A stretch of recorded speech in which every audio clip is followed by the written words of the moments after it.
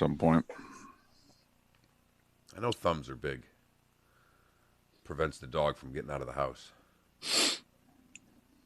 We can go to China for the limbs. We're now on live, John. Just want to let you know. Okay. There's only one way to wake up in the morning. How the heck are you? Yep, that's it. Miller You know what? I'll try to bring you back some fish. and Moulton. Okay. You drop it off at the front door. Probably in the mailbox. We'll pack ice. Broadcasting live from the Kobe Cooling Remote Studios. Oh, look at that. Always cool and comfortable. Oh, I like It's up to you now. It's up to you. I like Now, the best local sports show this town has ever heard. Here's Miller and Moulton.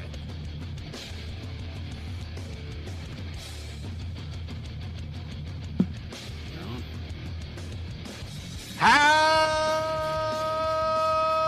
the heck are you? Miller and Moulton on this Tuesday. Thanks so much for being with us. Southwest Florida's Fox Sports Radio, where we're always streaming at foxsportsfm.com and broadcasting live once again on the Miller and Moulton YouTube and Twitch TV channels. And the band is back together. How and why did this happen? Unbelievable. Deep into the bullpen. Right. Didn't even know he was still on the active roster. I'll tell you, these MLB rosters, David, they had said with no minor league this year, they were really going to expand Right. the roster, and it would be more like a 40-man September call-up.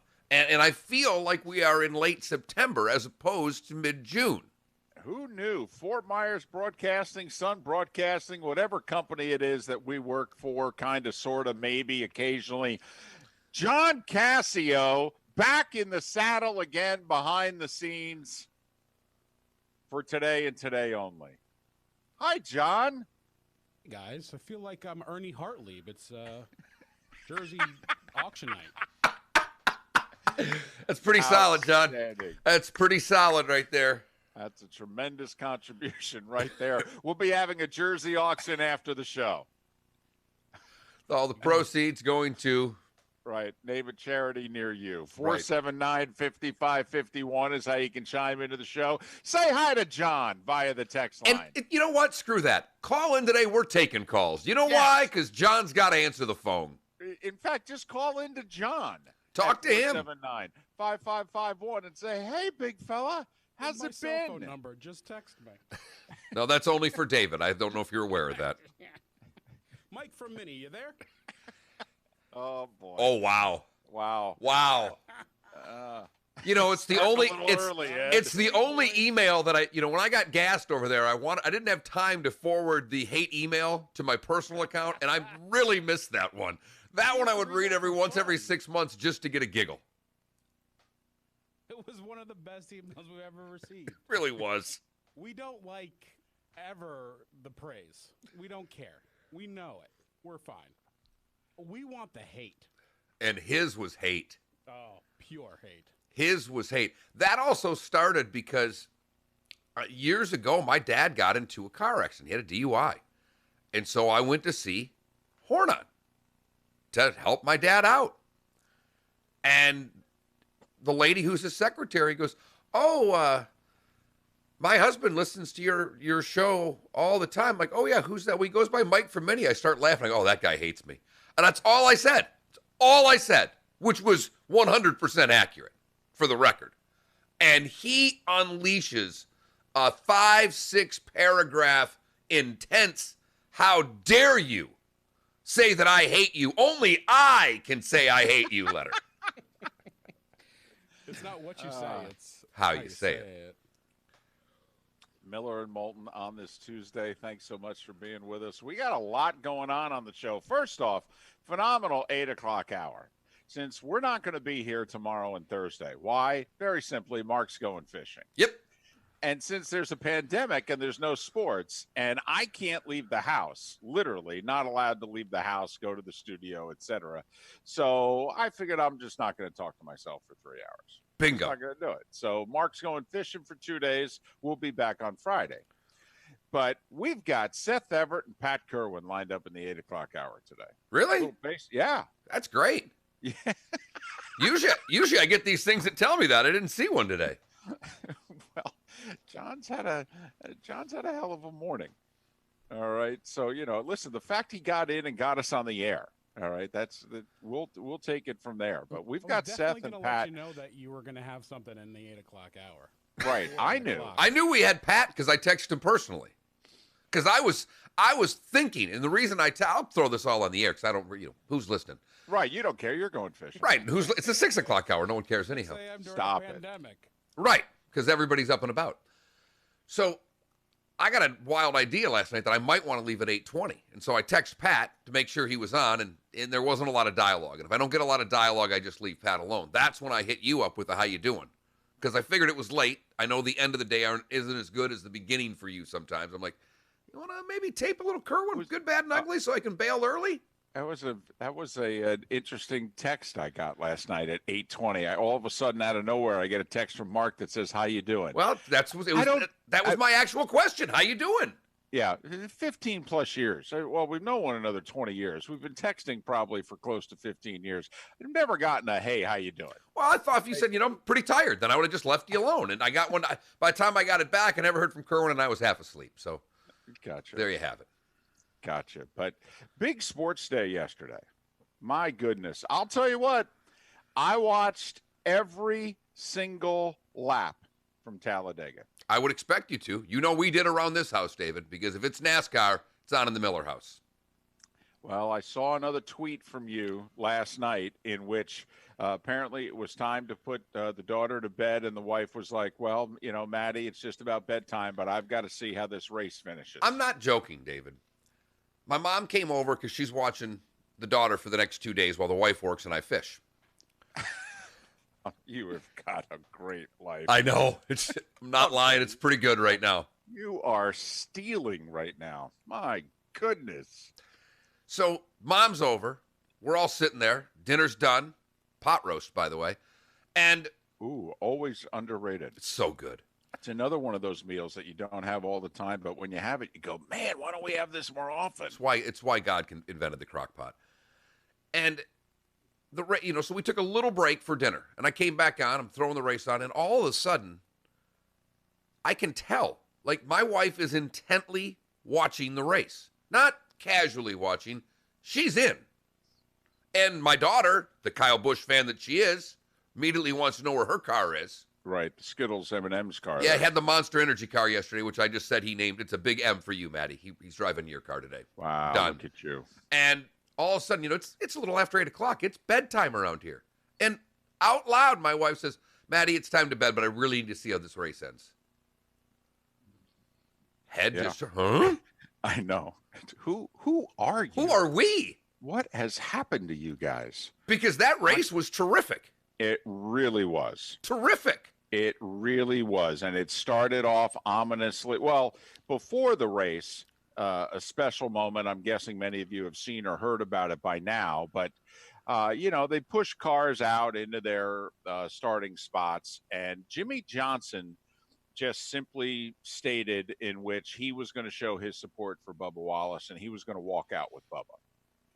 And the respect that Jimmy Johnson has throughout the garage, and also he's darn near a senior status. There aren't many guys on the circuit who have raced longer than Jimmy Johnson anymore. And so other drivers said, you know what, I'm going to do the same. And next thing you know, the whole garage walked out with Bubba Wallace and pushed his car out to the starting spot. And it was quite a sight. It really was. And Bubba was quite emotional. Richard Petty, the team owner, who's 82 years old and has not been at a race this year because of the coronavirus. Richard Petty, I think since the coronavirus shut the sport down. He was at Daytona and I think in a couple other races. But once the coronavirus shut the sport down, Richard Petty has not been at any of the other races in the last 4 or 5 weeks since they started back up. He flew in special to support Bubba after the news found in his garage stall. And so it was quite a show of force by NASCAR yesterday to basically stick their collective middle finger up at whoever it was that, showed their hatred towards Bubba Wallace because he is black. David, the FBI is involved. Yeah. Yeah, well, they're going to have to get involved in Sonoma also, because apparently a noose was found at Sonoma Raceway yesterday as well. So, yeah, still a lot of hate out there. There's far too much. No There's question far too about much, and it's that much more amplified, as we've said. When there's no real sport going on, and there's just one event instead of 16 yesterday, it certainly puts the microscope on Talladega. So then they start racing, and they're almost an hour in, and it starts raining. And you're yelling at the TV. You're yelling at NASCAR. You're like, hey, idiots. All right. You could have raced at any point today. All right. Don't you have weather people? It's late afternoon. It's the summer. There are a chance of thunderstorms elsewhere, not just Florida. Okay. Why didn't you start this race at noon? So they have about an hour delay. And you're like, man, I hope they can get this damn race in, because this is Talladega. And then Talladega always finds a way to deliver. And Mark, from the moment they came back, it was a terrific race. And all of a sudden, because, you know, the storyline out there is, how's Bubba doing? And in the first stage, Bubba was like 18th. Bubba didn't have a ton of speed. He was just kind of in the middle of the pack. And all of a sudden, by the end of the second stage, Bubba's creeping into the top 10. And Bubba's hanging. His miles per hour or what everybody else's is. And it's like, okay. And, you know, Bubba's not an elite driver, and he doesn't have a top car. So if Bubba Wallace is in the top 10, that's more unusual than it is normal. And next thing you know, midway through the third and final stage, Bubba's in the top 5. And at one point, Bubba Wallace takes the lead, passes all the cars that he had not passed all day. And you're like, holy blank. He's got a chance to win this. And the word got out. Put it this way. And maybe it's because it was on at 7:00 at night. That answers your original question, David, as to why they put the race on when they did, because they wanted the race to at least have some prime or prime-ish time, Eastern time zone eyeballs on it. That's why. And they got lucky, all right, because the rain held off, and it ended up being spectacular. It ends almost at 8:00 Eastern, and, I mean, cars sliding sideways across the finish line, and a finish decided by inches. I mean, when Mike Joy, who's calling the race, doesn't know who won, that's how wild and close it was coming across the start-finish line. Well, I mean, Amarola finishes third with his back, going backward. Sideways. I mean, Right. it basically his back rear corner beat the other guy's front by a nose. I mean, it was something. His car is spinning, heading towards the infield. He finishes third. And, I know you are an old school NASCAR guy and I'm not, but I do, I've watched enough of it over the course of my life that at least when they went to the overtime, they gave us what they, there's a chance when that first wreck happens that they do something silly. And they let them go, fortunately, because we had one crash, on turn 2? Right, and they let it go. Right, they felt it was far enough back in the field that, hey, the top 15, let them fight it out. And we all know that NASCAR has rules that are very arbitrary, and thank goodness they chose to use that style. And I think they knew, hey, it's almost 8:00. We're going to end this right now any way possible. But terrific finish. Ryan Blaney ends up winning, a rising star in the sport, and John's new favorite driver, by the way. I mean, John, you think he's going to be the next Kyle Busch, don't you? Yeah, I really do. I really think he's got everything that they need, honestly. I mean, he's a good-looking guy. He's got some sponsorship behind him. I think at some point he's going to leave Penske, and he's going to be the guy of a team. He's got a little attitude to him at times. I just think he's the next one, if you know what I mean. Well, my son's a bigger NASCAR fan than I am, John. He's right there with you. He and I text through the whole race, and he's a Chase Elliott guy, but Blaney's kind of his number 2.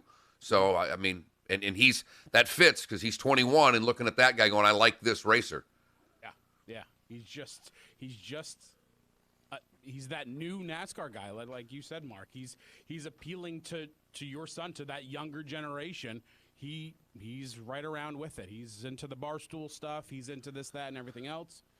Like I said, he's second fiddle at Penske. At some point, that contract's going to end, and someone's going to throw some money at him, and he's going to be the guy of a team. Well, and he's one of those drivers that some of us, and certainly me, have complained about in recent years. All of these nameless, faceless guys that teams have grabbed in their early 20s and given top rides to. And those of us of a certain age have gone, I can't relate to the so-and-sos and so-and-sos. Well, now the Chase Elliott's and the Ryan Blaney's of the world are coming into their own, and they're becoming dudes. Well, that's you know what I mean. That's it, because it's one thing to be young and cookie cutter, and there were been so many of those over the years, and they've told them not to talk. I mean, NASCAR for 2 decades said be corporate America, and they slowly lost their old fan base, and their new fan base went, okay, I like, this was neat, and I'm done. And, John mentioned Barstool. I don't think people have any idea how influential Barstool is when it comes to your Q score. I don't care about your talent. But Clint Boyer does a podcast with Dave Portnoy. Clint Boyer's talking trash, swearing. It might not be for everybody. But if you're younger, particularly in a male, and you're listening to that, these are guys that you can relate to and go, hey, he's someone I'd want to. I mean, what was, the NASCAR thing is, I'd like to go sit down and have a couple of beers with these guys. Right. And when you lost that aspect of it, you lost a certain part of charm of that sport when every guy's so damn technical. There was some strategy involved in the race yesterday that, about 48 laps to go, there was a caution and most of the field came in and got gas. And then it became a matter of who was going to have gas and make it to the finish line. And there were some race teams that were counting on one more caution late in the race to be able to help them get to the finish line, and they didn't get it. And Bubba Wallace was one of those race teams. He's running third with 3 laps to go, and he's got to peel off and top off and get some gas. And literally as he's getting gas, there's a wreck. I mean, if he could have stayed out one more lap, even, he would have had a chance to stay amongst the leaders, come in, get gas, and be there for the green-white checkered at the end. So Bubba ends up finishing 14th with a car and a performance that was really much better than that. But it was a terrific race. Talladega delivered. Fox did a tremendous job. Tremendous job. All right. I wonder how many people like me that caught it early. And I ended up muting it halfway through because family was there and we were, playing some dice games. But when they run the Dale Gordon story, if you will, in the rain delay, it's the 2 most popular guys that have ever run in the sport. And they gave you some old footage of a 15-year-old Jeff Gordon with a mullet. Yep. But there's a lot of that stuff that if you're like me, parts of it, but not all of it, if you casually grew into the sport. So they gave you good television, at least, because there's nothing else on. No, and that's one of the few documentaries that Fox has done. In fact, that was kind of Fox's, John, back me up on this, because that's about a year old. And they debuted the Earnhardt Gordon documentary, and that was kind of them dipping their toes into like the 30 for 30 waters. Yes. Hey, we can produce some documentaries as well. And I'm glad that ESPN allowed some of their people, because ESPN was carrying NASCAR when Earnhardt was dominating the sport and when Jeff Gordon was coming up in the sport. And I'm glad that ESPN allowed their people to be interviewed and take part in the documentary, because it really added, especially since, a couple of those guys have written books with both of them and, know them really well. And yeah, I was all into and I had seen the documentary and actually have it saved. Okay? And I felt guilty because we're sitting there with my mom and my kid and we're playing a game and I'm like, it was fine with the race on and I can just watch. Now that it's over, I don't want to play the game anymore. I'm locked into the documentary and I'm like, I got to turn the sound off here. But I watched about 45 minutes. It was like I couldn't wait to watch it again. It was spectacular. And I just think something like that, when you have a desperate fan base. And I don't mean NASCAR, sports. We're just wanting to watch something right now. And all of a sudden, like you said, David, the rain comes. And you're like, really? Really? Monday, they gave me a race. I'm a little excited. And now you've got nothing. And they gave us a terrific documentary, at least to tide us over, and they got really lucky. Because, I think even Gordon said twice there were storms coming and just managed to dissipate before they got to Talladega. Like, they did not think they were going to get that race through. There wasn't one person in the Fox crew that thought they were going to finish that race when they restarted it. No, 50 laps to go. Mike Joy throws it to break by saying, rain, rain, stay away.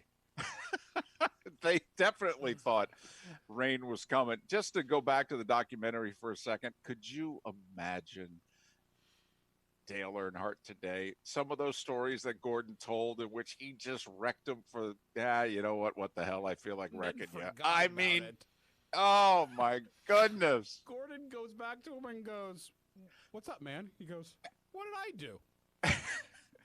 "Oh, man, I forgot about that. Sorry about that." I forgot about that. You put me into the wall at Pocono.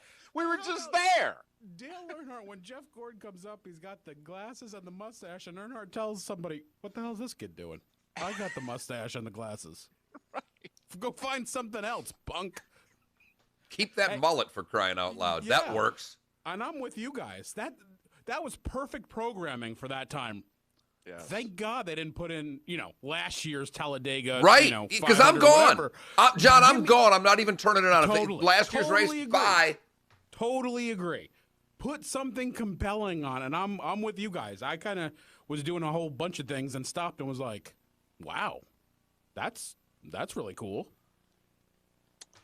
Also made you realize how big Jeff Gordon, when Ryan McGee said, "Hey, Dale Earnhardt made everybody a lot of money. Jeff Gordon bought everybody jets." And then they showed Jeff Gordon hosting Saturday Night Live, and you're like, "Yeah, no, he did. Earnhardt didn't host SNL.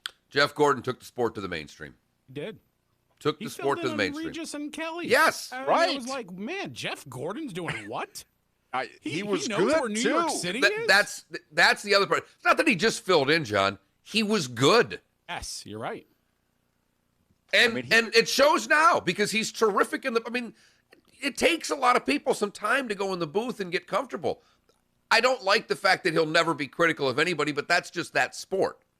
So, when you wreck somebody, apparently, well, he just, he didn't have a lot of room there. Right. Yesterday, when Harvick, and not only that, Harvick takes out Jimmy Johnson, his longtime teammate. And Jeff goes, well, he just kind of ran out of room there. Ran out of room? He wrecked him. Wrecked him when he was about 2 seconds away from taking the lead. Didn't bump him. He didn't nudge him. No. Rubbed he him. wrecked him. He rubbed him. Rubbing is racing. Well, rubbing is racing.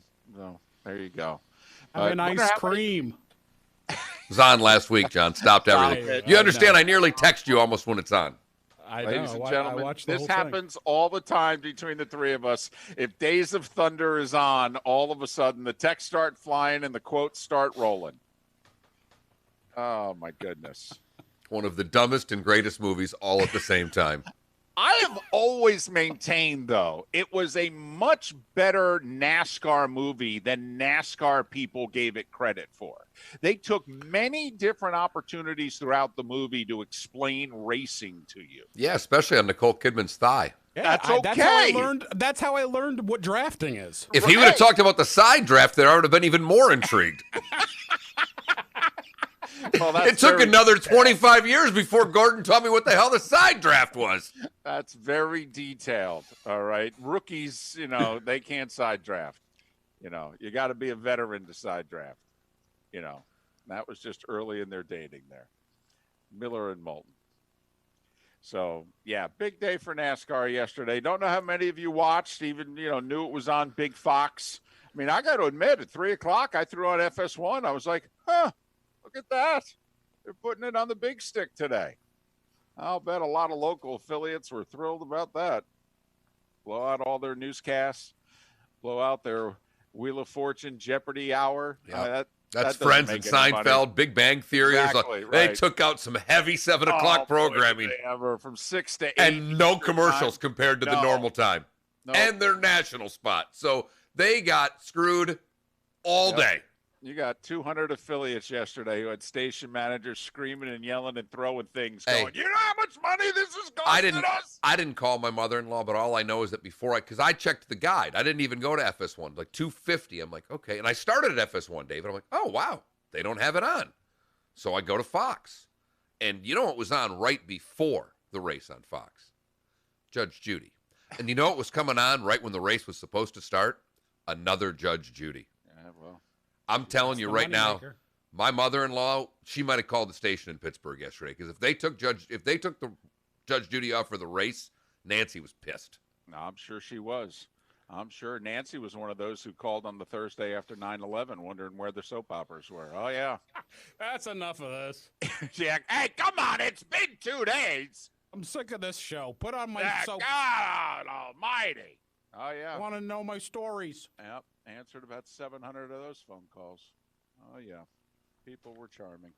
Miller and Moulton. If you want to be charming, 479-5551. 479-5551. And be your charming self to one John Cassio. Back in the saddle, one day only. Not planning on being back with us ever again. Wasn't planning on being there today. No, and he's sleep-deprived and hungry. So you're going to get the best that John has to offer at 479-5551 if you call in. If you text in, we'll relay the messages here on Miller and Moulton. Starting Five is next. Thanks so much for waking up with us here on Southwest Florida's Fox Sports Radio. Eating ice cream. Ice cream. We do this all for you. You are correct. John in the text chat room. Well, the triumphant return of, in quotes, the ass behind the glass. Welcome back, John. How's life treating you? Hearing your voice is like taking a ride in the Wayback Machine. Love it. Embrace it. That's Nick, lovely. Greg, and let's not forget.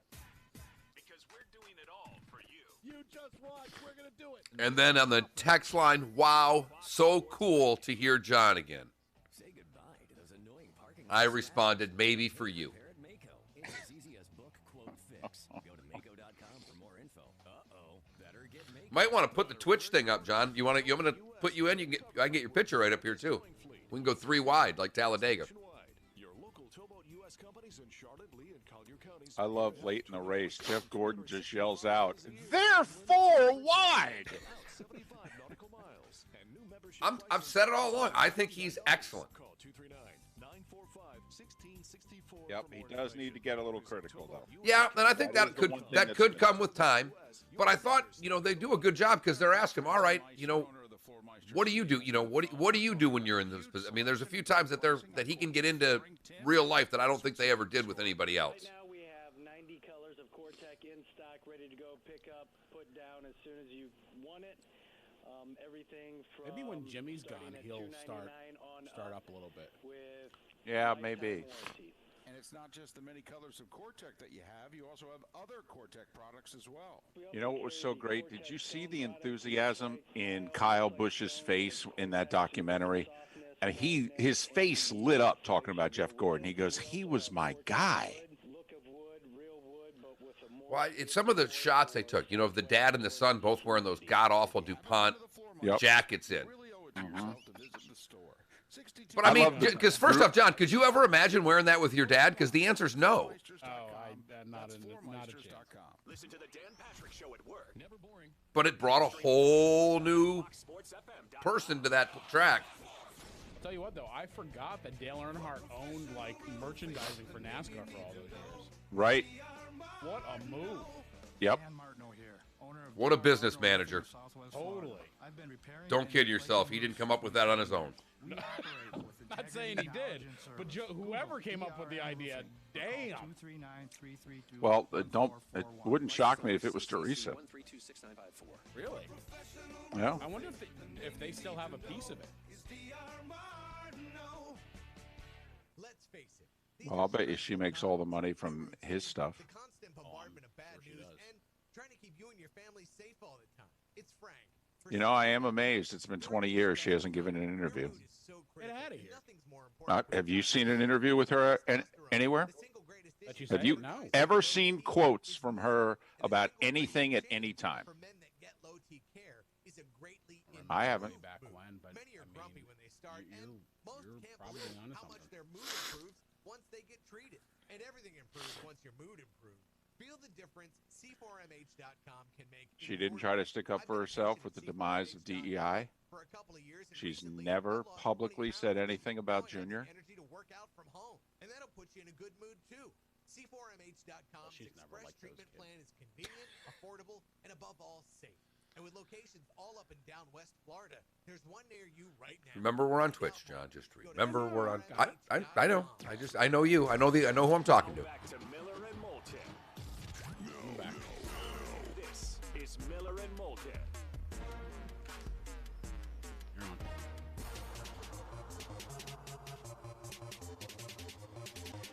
29 minutes before 7 o'clock. Top of the morning to you. How the heck are you? We are Miller and Moulton here on Southwest Florida's Fox Sports Radio, streaming at foxsportsfm.com and broadcasting live once again on the Miller and Moulton YouTube and Twitch TV channels. It's a delight to have John Cassio back in the saddle again, back in the studio, filling in for Giro, who's sick. John is hungry and sleep deprived, so give him a call at 479-5551 and say hi. 479-5551. And while you're talking to John, we'll take care of some. What? Ask any question you want. And while you're asking any question you want of John, I'll fill a few minutes here with the starting five. Oh, I probably should have had something like that. Yeah, you have it's a button, John. I know you're new. Starting five. It's a sounder. We play it at 6:30 every morning. I don't know where that is. It's called the starting five. No, you're not coming. We're not getting close. Okay. Well, with that. Hang on. No. No. I got you. I think. Okay. The starting five. I got it. Jeez Louise. This is Miller and Moulton starting five. Fox Sports Radio and foxsportsfm.com. Rookie. Do that every morning? The Major League Baseball Players Executive Council yesterday voted 33-5 to reject the owner's final offer. So it's up to Commissioner Rob Manfred to implement whatever the season is going to be. The word is it's going to be 60 games. Spring training is going to start around July 1st. Spring training will take place at everybody's home stadiums and cities. It will not take place in Florida and Arizona, except, of course, for the Marlins and Rays and Diamondbacks. And the season will begin right around July 24th, which I believe is a Friday. There will be a universal DH for this year, but not for next year, since the commissioner is having to implement what the season would be. If they had come to an agreement, we would have had the DH for this year and next year. We would have had expanded playoffs for this year and next year. Players gave up about $50 million of a playoff share. They gave up a few other things. Trevor Bauer lit up both sides. Both sides. In a series of tweets yesterday, in which he also detailed item by item what it is that the players basically, in order to be able to file a grievance. All right. This is why they voted against the deal.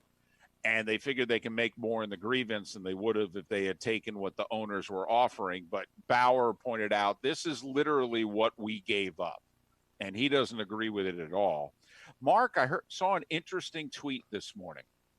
I'm sorry, quickly on Bauer. Did you take that he doesn't agree with the players, the owners, Yes. or Well, I mean, he doesn't agree with either owners, side, but he took the players out pretty hard. Yes, he thought at the end of the day that the players were cutting off their nose to spite their face with this final offer. Well, and you and I have talked about it. Signing this offer would have given them at least a little bit of a grace period for the next CBA, and they have made it very well known that they're playing the hardest of hardball for the next deal. It would have had a DH for next year as well, universally throughout the sport. It also would have had expanded playoffs for next year, and it would have had, the players make virtually no money. Like less than 2% of the revenue generated in the playoffs goes to the players, and they were going to get more than that. The owners, as an enticement, were going to be like, hey, we're going to increase the playoff pool to this. You're going to make, some money. And the players said, nope, no, we're going to file a grievance and we're going to war, and we all know it. So there you have it. Expect Rob Manfred in the next couple of days. They do have to work out the safety issues with the coronavirus, the protocols. That has to be negotiated. Bubba Wallace had the whole NASCAR garage behind him yesterday. Before the race, he ran near the front for the final 50 laps of the race, ran out of gas with 3 laps to go when he was running third. He ended up finishing 14th. Ryan Blaney wins back-to-back at Talladega since he won the fall race last year in a close finish over Ricky Stenhouse. Ryan Blaney with his second win of the year. NBA, don't know if you saw this yesterday. 2 players have opted out of playing during the season for different reasons, none of them related to the coronavirus. All right. Davis Bertans is a Washington Wizard. I'm guessing most of you did not know that. He's 27 years old, and he's having the best season of his life, and he's entering unrestricted free agency. And he basically said to the Wizards, yeah, I've blown out both my ACLs already, and I've been battling injuries. I am not coming back for the final 8 games of the regular season when right now we're not even in the playoffs. We're not even close enough to Orlando to make it an 8-9 play-in situation. I'm not coming back for this. I'm not risking my health and injury. Sorry, I'm done. And the Wizards apparently are okay with it. Now, he's not going to get paid, but they're okay with it. The other player is Trevor Ariza of the Portland Trailblazers, and that one's a little more complicated. He's involved in a difficult custody arrangement with his ex-wife, and he had an opportunity to take care of his kid for a month. Well, he had to choose between playing the final 8 games in Orlando and missing out on being with his kid for a month, which would have hurt him tremendously in terms of the visitation he's looking for in the future, or he called the Blazers and said, yeah, I don't know what to tell you. I'm not finishing the season with you. And Portland's another one of those teams, Mark, that is like 3.5, 4 games out of the final playoff spot and just trying to play their way into play-in. The only difference is that Portland, if they got in, has a star, and you never know what could happen. Right. I mean, that's the only difference. Portland's a team that, could they beat the Lakers or Clippers? Probably not, but they've got enough talent that with this long layoff, anything's possible. Yeah. Especially if they're going to shorten the first round of the playoffs to a potential 3 of 5. It's the one team that you go, oh, boy, that could be something. But trust me, I understand 100% where he's coming from. And he's 34 years old. He's, who knows? He might be done. He might be giving up the final 8 or so games of his career, but obviously it's for a very worthy cause. Also, remember when we had Nikki Collin on late last week, the head coach of the Atlanta Dream, and she said, unprompted, I don't think my star player, Renee Montgomery, is going to be the only one who's not going to play this year for a variety of reasons, whether it's the coronavirus or whether it's for social justice, et cetera. Well, yesterday, 2 Washington Mystics and also Jonquel Jones, who's a star in that league, they all said, yeah, we're not going to play. We're taking this year off. And it was a variety of reasons. It was the coronavirus. It was what's going on in our society, and they would just rather be active in social change instead of playing, et cetera, et cetera. And so just be on the lookout for that. I do want to get back to one thing with Major League Baseball that I was starting to say, and I lost my train of thought. That 19% of the players, because salary's already been paid out through like mid-May. X amount of money's been paid out. 19% of the league is going to play these 60 games and make $25,000 because they've already been paid out like roughly $500,000 in salary. They're minimum wage players, and the minimum wage in Major League Baseball, I think, is around $550,000 or $600,000. And with what they've all already been paid out, think about that. You're one of those 19%. All right. You're going to have to risk the coronavirus. You're going to play 3 months between spring training, 2+ months of games, never mind the playoffs, and you're making $25,000. Here's my question. They don't have to give the other money back either way, right? If they said Right. they're sitting out now, they could keep that $500,000. Correct. Kind of know what my choice would be. Well, there you go. And not for the coronavirus, injury. Why do I've already been paid. Why would I take that risk? That tremendous risk. Service time. You wouldn't get your now. Although if you're a rookie, I think one of the things You're that not was getting it agreed upon anyhow. is right. You're not getting a full year of service time. You're only going to get prorated service time, so you're only going to get 60 games, and that's probably not going to get you to free agency a year sooner. So you're right, Mark. I mean, you make a dadgum good point. I mean, if you're a rookie, if you're a minimum wage guy, I mean, now the organization probably would. Oh, they could bury you, and you're totally at the mercy of the organization.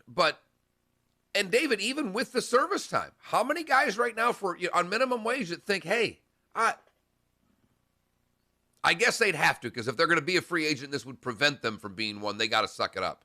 Well, I mean, if they're a rookie, they're not going to be a free agent. No. for 6 more I years. just if they're in their third year deal, making minimum wage and maybe having a good year, but I guess they got to go out so they can get out of that contract. The women's soccer league, they were going to all meet in Utah and play this big challenge cup. And it's actually kind of cool. Yeah, the Orlando Pride yesterday announced, we're not going. We got 10 players who have tested positive. We're staying home. So we're out. Good luck to the rest 2 of weeks you. from now, they're good one player away from being fined. Well, I'm just telling you. That's I know what they announced. Dak did officially sign his $31.4 million tender yesterday. Did you hear about the Dallas Goedert story, the Eagles tight end, in which he was sucker punched sitting in a bar in South Dakota? Now, he's a big dude, and he got knocked out. I mean, some guy just came up to him, sucker punched. I mean, they caught it on video, totally unprompted. They caught the guy. Goddard was fine. He was taken to a local hospital, checked out. Who signed him? All as well. California Penal League, I believe. Thought maybe the Cowboys.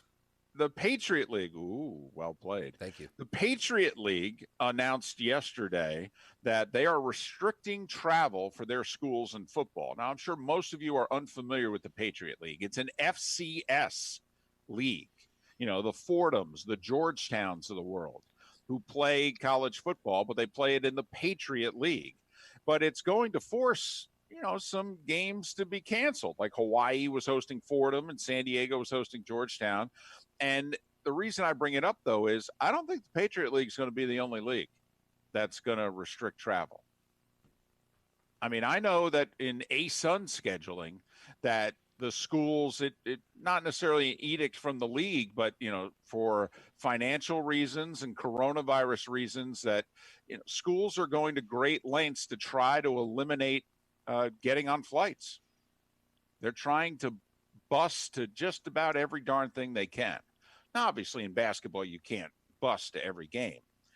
But with NJIT leaving the ASUN mark, there's a lot of people that believe that outside of going to Lynchburg, Virginia, and Liberty, that the rest of the league could. I mean, it's not ideal having to bus from here to Atlanta to play Kennesaw and then busing to Nashville if you're FGCU. But the feeling is that they may go back to old times, if you will, and be a bus league. Interesting. For this year. It's a wild thing in the ASUN in that you mentioned NJIT left and all of Liberty's athletes are leaving. Right. So I don't even know if they'll have enough eligible athletes by the time the season comes at Liberty because they're transferring by the dozens weekly. They are. Oh, no. Because the black athlete has realized some of the past quotes from the founding member of the school, and then they're like, well, I can't stay here. He obviously doesn't like us, doesn't think we should be here. So I'm going to go and play somewhere else. And because of that, they're likely to all get waivers and be able to play immediately. I mean, this is just Justin Fields. Thank you. Yeah, all over again. And finally, Chicago State announced they're dropping baseball yesterday to save $500,000. Who knew Chicago State had baseball? Well, exactly. However, they also announced at the same time that they're adding men's soccer. And I wonder if that's just a snapshot of where those two sports are right now in 2020. that Chicago State drops baseball to play men's soccer and to save money. So we end with that at 15 minutes before 7 o'clock. Mark, that is the starting five. 5 big stories that you need to know. This is Miller and Moulton starting five. Fox Sports Radio and FoxSportsFM.com. we got to come up with a poll question. We haven't discussed it at all. At all. And for that matter, I got to look up the results of yesterday's poll question. Got it right in front of me. We'll have that on the other side and a brand new poll question. All when we come back, and we'll see if the intern can figure out how to run the effects. Miller and Moulton, thanks so much for listening. Fox Sports Radio, where we stream at FoxSportsFM.com, and you are looking live at Twitch.tv. Welcome to the program. This is the Dan Patrick Show. Vic Fangio's the head Did coach you of read the OK and Music's he had this to say. comment, David? Just heard Brad B. tuned in and thought he was having an out-of-body, drug-induced flashback. God, that's funny. Teams to bring in African-American coaches, and you would get a better draft. In fact, he had such a flashback, he hired 4 more children. The Dan Patrick Show. Weekdays at 9 a.m. on Southwest Florida's Fox Sports Radio and FoxSportsFM.com. What was our poll question yesterday? Timeout, 57-40. 57-50. Up for grabs at Galliana Kia in Fort Myers. 2020 Kia Forte Is college football going to start on time? 2020 Kia Sorrento LX lease. 59-41, no. Wow. How was the vote total? I didn't look at that. I don't have it right now. What do you think for today? When you go out in public, are you wearing a mask? And you make at least $500 per week. Our lenders can get you approved. At Galliana All right. The only problem with just yes or no, David, and I'm not being silly here, like when I go to Publix, I wear a mask. When I go to a restaurant, I don't. Inside? Inside or out. I mean, I don't know how you eat with a mask on. Well, I understand. No, but and I'm not being a jerk. I'm just saying I don't. Oh, we could put in parenthesis, not including restaurants. But I mean, I laugh so hard. Matt Tracek, I boycotted Costco, but I'll go to a game at Michigan. It's the most asinine thing I've ever heard in my life. I won't wear a mask around 100 people, but I'll wear a mask when we're around 106,000 people. No one wants to think about that, so it might be a great time to consider LASIK. France Eye Care offering $1,000. And by the way, hilarious that Como's not letting people from thinking about not letting people from Florida in after his whole state drove to Florida when the state got sick. Well, he did that because DeSantis is taking shots at him, so he's just kind of tweaking DeSantis back. That will help you see clearly without the use of glasses or contact lenses. Call now, schedule your free consultation, take advantage of $1,000. Unless you have a sports question, you know. John, you got anything over there, or you done for the day? You're good at these poll question things. On your Amazon Alexa. Just say, Alexa. I think sports-related Play stuff. Fox Sports FM on All right. TuneIn. Anything about baseball? People often ask me, how did you grow my shower? I want people to participate. But the answer is, we didn't. What we did is we took our family business, we hired great talent, trained our staff, and developed our product. Now, after 17 years, My Shower Door has 8 frameless shower door showrooms, with our newest in Cape Coral. If you're looking for a frameless shower door company that you can trust and research, and you want to see more, You want to ask people who do they blame more, players or owners, for the baseball season? Or do you just want to ask them thumbs up or thumbs down on 60 games? We've kind of already had that question. Yeah, I know. Though. Yeah, we basically had that exact question. Yeah. I mean, and Yeah, when we have a baseball question like that, we have 120 people answer it. Google DRM Roofing or call 239-332-1441. License number CCC 1326954. For professional roofing, the name you need to know is DR Martineau. How about this? If a player opts... Now back to Miller and Moulton. All right, now we're getting All right, I'll say it on the air. This is Miller and Moulton. You're on. 10 minutes before 7 o'clock on this Tuesday. the 23rd of June. Thanks so much for being with us, Miller and Moulton, Southwest Florida's Fox Sports Radio. We're off tomorrow and Thursday, so don't be alarmed. No, nobody's getting fired. Nobody's going back into the hospital. Mark's going fishing. That's it. We'll be back Friday. It's as simple as that.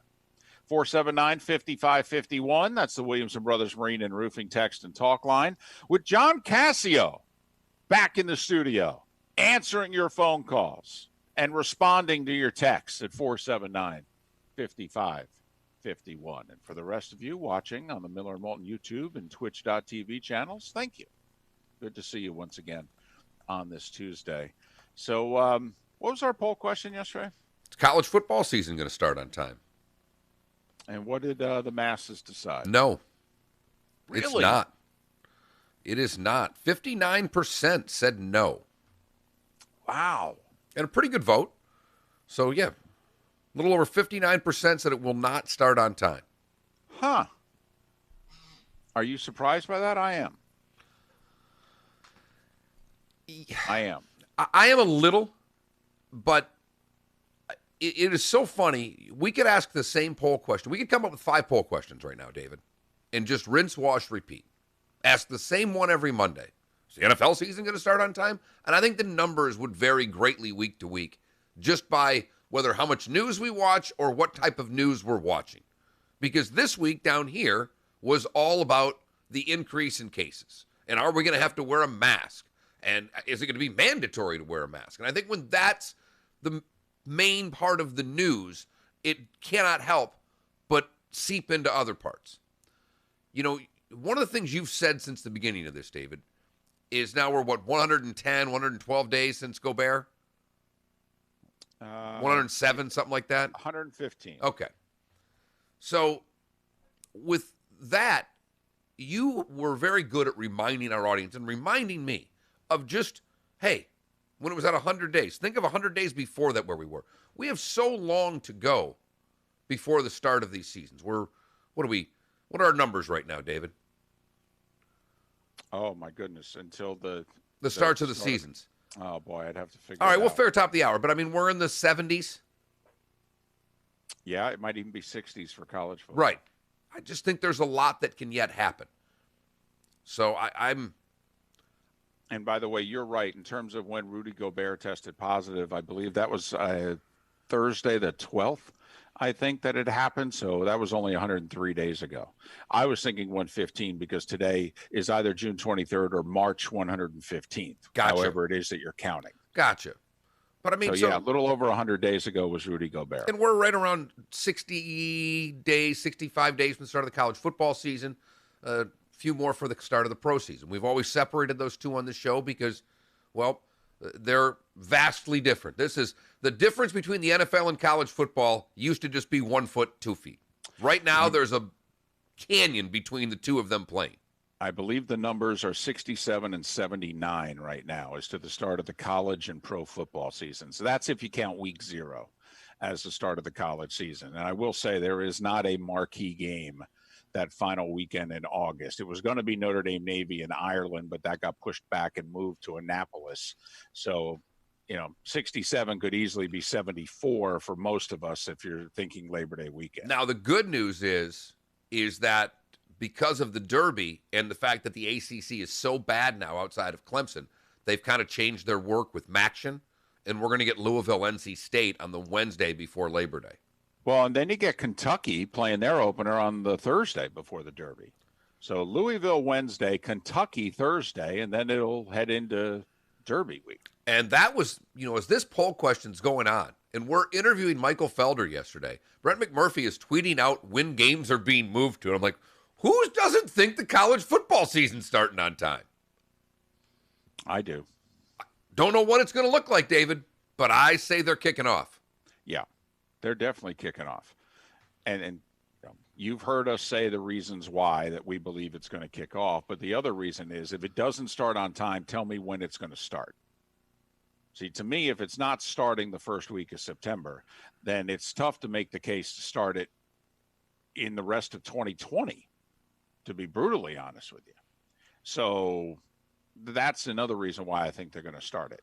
The only things that cross their fingers and hope that they're not going to stop it. Right. And the only thing to me that, I know a second wave type thing, but if somehow everything the NBA, the NHL, and the WNBA and the MLS does, if it all turns out to be an unmitigated disaster where everybody's getting sick, then we're not having football in the fall. Outside of that, we're playing football in the fall. Well, and think of the panic also because, the NBA starting July 30th, and the WNBA is not starting much before that, and hockey's going to start in the first couple of days of August. So if this becomes the quote-unquote unmitigated disaster that you just described it potentially being, that's not going to unfold until August. 2 minutes. In all likelihood. And so that's not that far away from football starting. And yeah, it could create just an absolute mess. Let me nominate this as a question. All right. We talked about the 2 NBA players who have opted out of playing now for various reasons, but the one guy doesn't want to risk getting hurt and the other guy's in the middle of a custody dispute. But would you hold it against an athlete if they opt out of playing this year?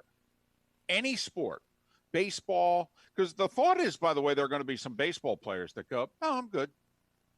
I'll sit this one out. Well, the Snell. Why would he pitch for what he's making? Yeah. Well, and I wouldn't blame him one bit.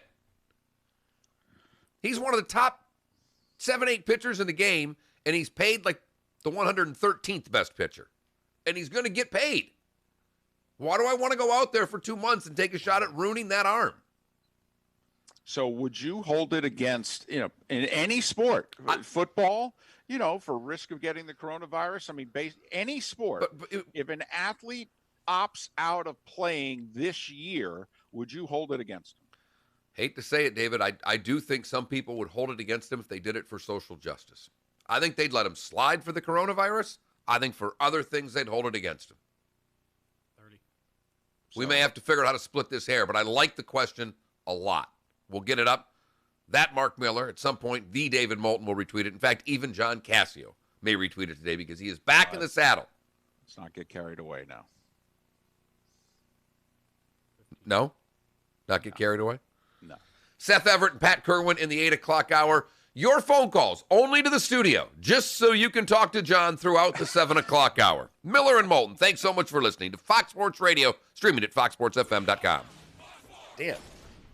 We've got our good friend Tim Meister, owner of the Floor Meisters in Naples, on the phone. We're talking about their huge selection and great pricing on Core-Tech flooring. Synced my clock and everything. Tell us what's new at the store. Right now we have 90 colors of Core-Tech in stock, ready to go pick up. We got to start changing that. You guys are breaking 10 seconds late. That's why it's all messed up. We're breaking 10 seconds late? Yeah. So we should be breaking at 57:40. Just the many colors of Core-Tech that you have. You also have other Core-Tech products as well. There's a 5-second liner in there, and it's cutting it off.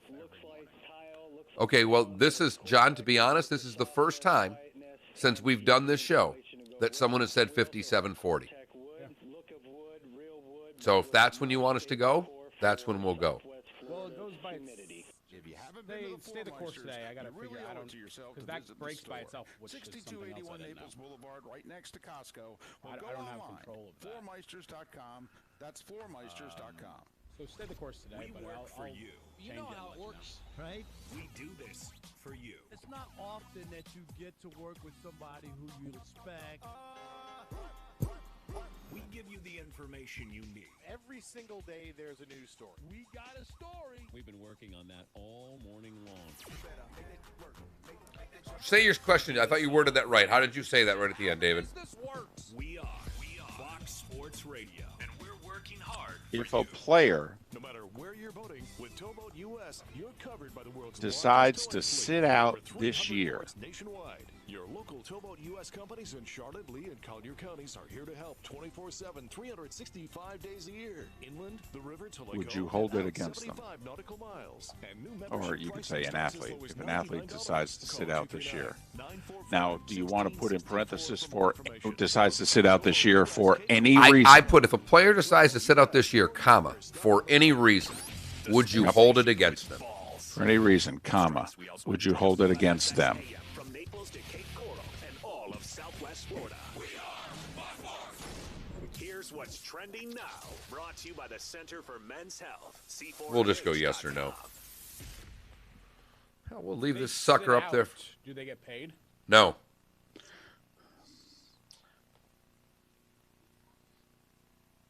Do you want a third choice in there? You want just yes or no? What would a third choice be? Depends on the reason. Would you hold it against them? Yes, if it's for social justice. No, if it's not. I just think people don't like Kaepernick because of what he did. But I'm fine with yes or no. Johnny Mac wants to know how Bruno Jr. is. Bruno Jr. So do you want to go yes, no, C, depends on the reason? Yeah. Yeah. That's fine. It's up. Okay. There's only one way to wake up in the morning. How the heck are you? Yep, that's it. Miller. You know what? I'll try to bring you back some fish. And Moulton. Okay, you drop it off at the front door. Probably in the mailbox. Back hike. Broadcasting live from the Kobe Cooling Remote Studios, where it's always cool and comfortable. Oh, I like it. It's up to you now. It's up to you. I like it. Now, the best local sports show this town has ever heard. Here's Miller and Moulton. And as we approach a couple minutes past 7 o'clock, top of the morning to you.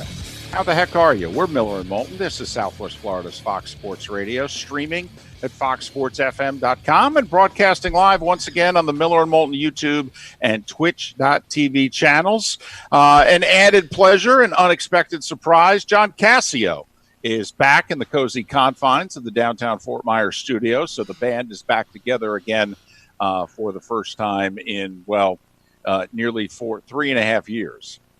Anyway, 479-5551, 479-5551 is how you can chime into the show via the Williamson Brothers Marine and Roofing text and talk line. And we joked throughout the entire baseball hour that, just give John a call.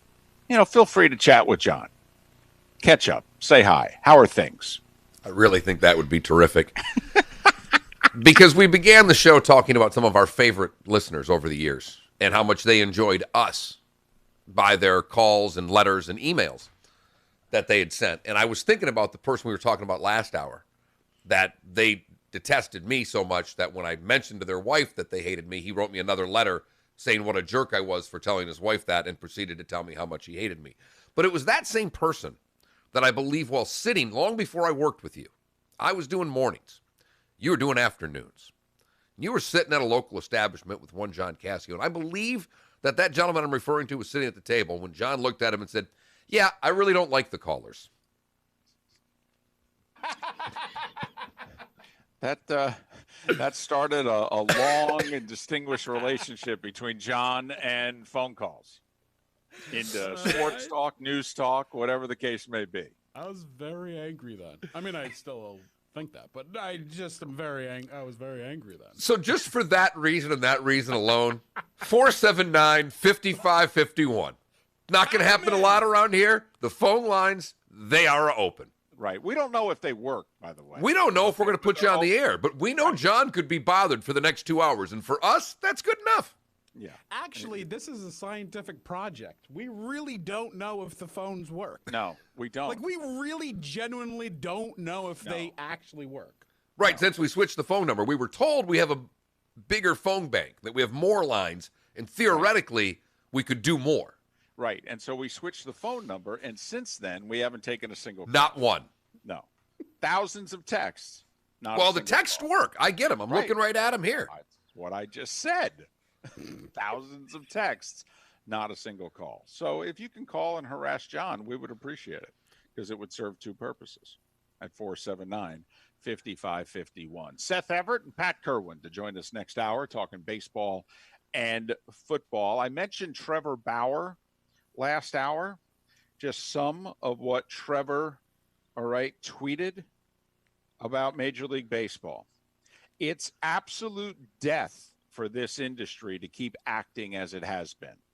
Both sides. We're driving the bus straight off a cliff.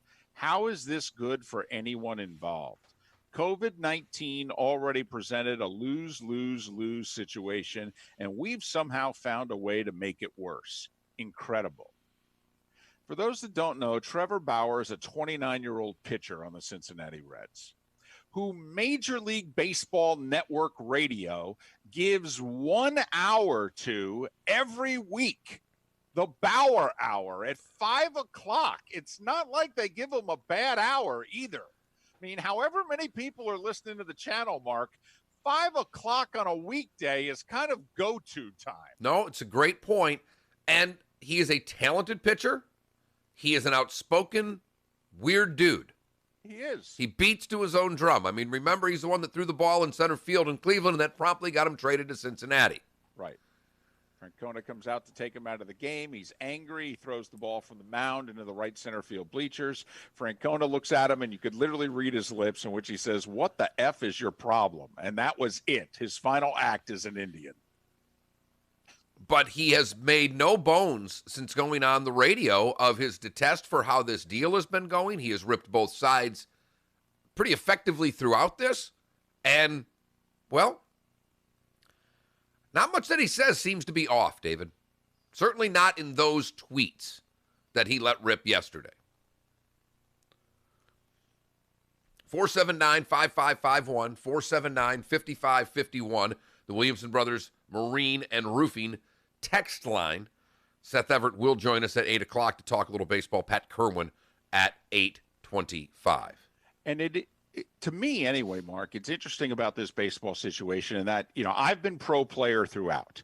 I think that the owners have botched this far more than the players. But it was an interesting dilemma yesterday. Even me, in this instance, very pro player. The players voted yesterday against their own best interest in the short term. I mean, they really did. And you could argue in the long term also, unless they're going to win the grievance. Well, I mean, you've pretty much said without a shadow of a doubt they're going to win the grievance. Well, because they always win the grievance. Right. I mean, you go back 25 years. If they have filed a grievance against the owners, they've won for 25 years. But it takes years. And they're going to file a grievance over 10 games, though. I mean, their last offer was 70. The owners, Rob Manfred is expected sometime this week after they work out the health protocols with COVID. He's expected to announce a 60-game season. They're arguing over 10 games, which, by the way, is about $7.5 million a team. That's what the owners wouldn't give in. If you go average salary and average payroll and what have you, 1/16 of a season, 10 games, you're talking $7.5 to $8 million in salary that the owners would pay out over those 10 extra games that they decided, we ain't doing it. That's short-sighted. I got to be honest. It's really short-sighted. You're because average salaries, $5.5 million. $200,000. So we just figured out, yeah. That's what it comes to. That the owner said, we're not going to do it. But that's $250,000 a guy, right? Yeah, that's my like numbers $5.5 million a player. It's like $5.5 million, because I believe the average Major League Baseball salary is like $5 1/3 million. All right, if it's less, no, but the 10 games per player is like if you said if it's $7.5 million per team, that's $300,000 right, or $250,000 a guy, right? Correct. Is my math right? Average. Yeah, right. Now, obviously, for those making the minimum, 10 games would be, I don't know, $25,000. Probably. Seems to be the number. Right. Where for Mike Trout, it'd be $2.5 million. So, but it is, if you think about it just on that, David, this is the one area where the baseball players union is supposed to take care of everybody. Right. These 10 games are just taking care of the top guys. If 19% of the guys, David, if 1 in 5 is essentially playing for another $25,000. Right, for the whole season, by the way. For those that didn't hear that earlier, 19% of the Major League Baseball players this year will make $25,000 total. total for their 3 months of work. Now, then you take the net, out of the 80% that's left, David, I'm guessing there's still a bunch of guys that are on the lower end of that. I mean, it seems here the union's doing its best to take care of the higher paid guys, typically not what they do. But it's what the Major League Baseball Players Association has always done, all right, because they believe in the trickle-down theory. They have always, remember, you go all the way back. A-Rod wanted to take a pay cut to go play for the Red Sox. For as much as Red Sox fans hate him, originally Texas was working on a deal with Boston to send A-Rod to Boston, and A-Rod wanted to go. And he agreed to take a pay cut, and the union basically grabbed A-Rod, threw him in the back of a car, took him somewhere and beat him up and said, you aren't giving back a dime. No player has ever done this. And if you set this precedent, you will set us back generations. And so the union said, no deal. And A-Rod ultimately went with the union.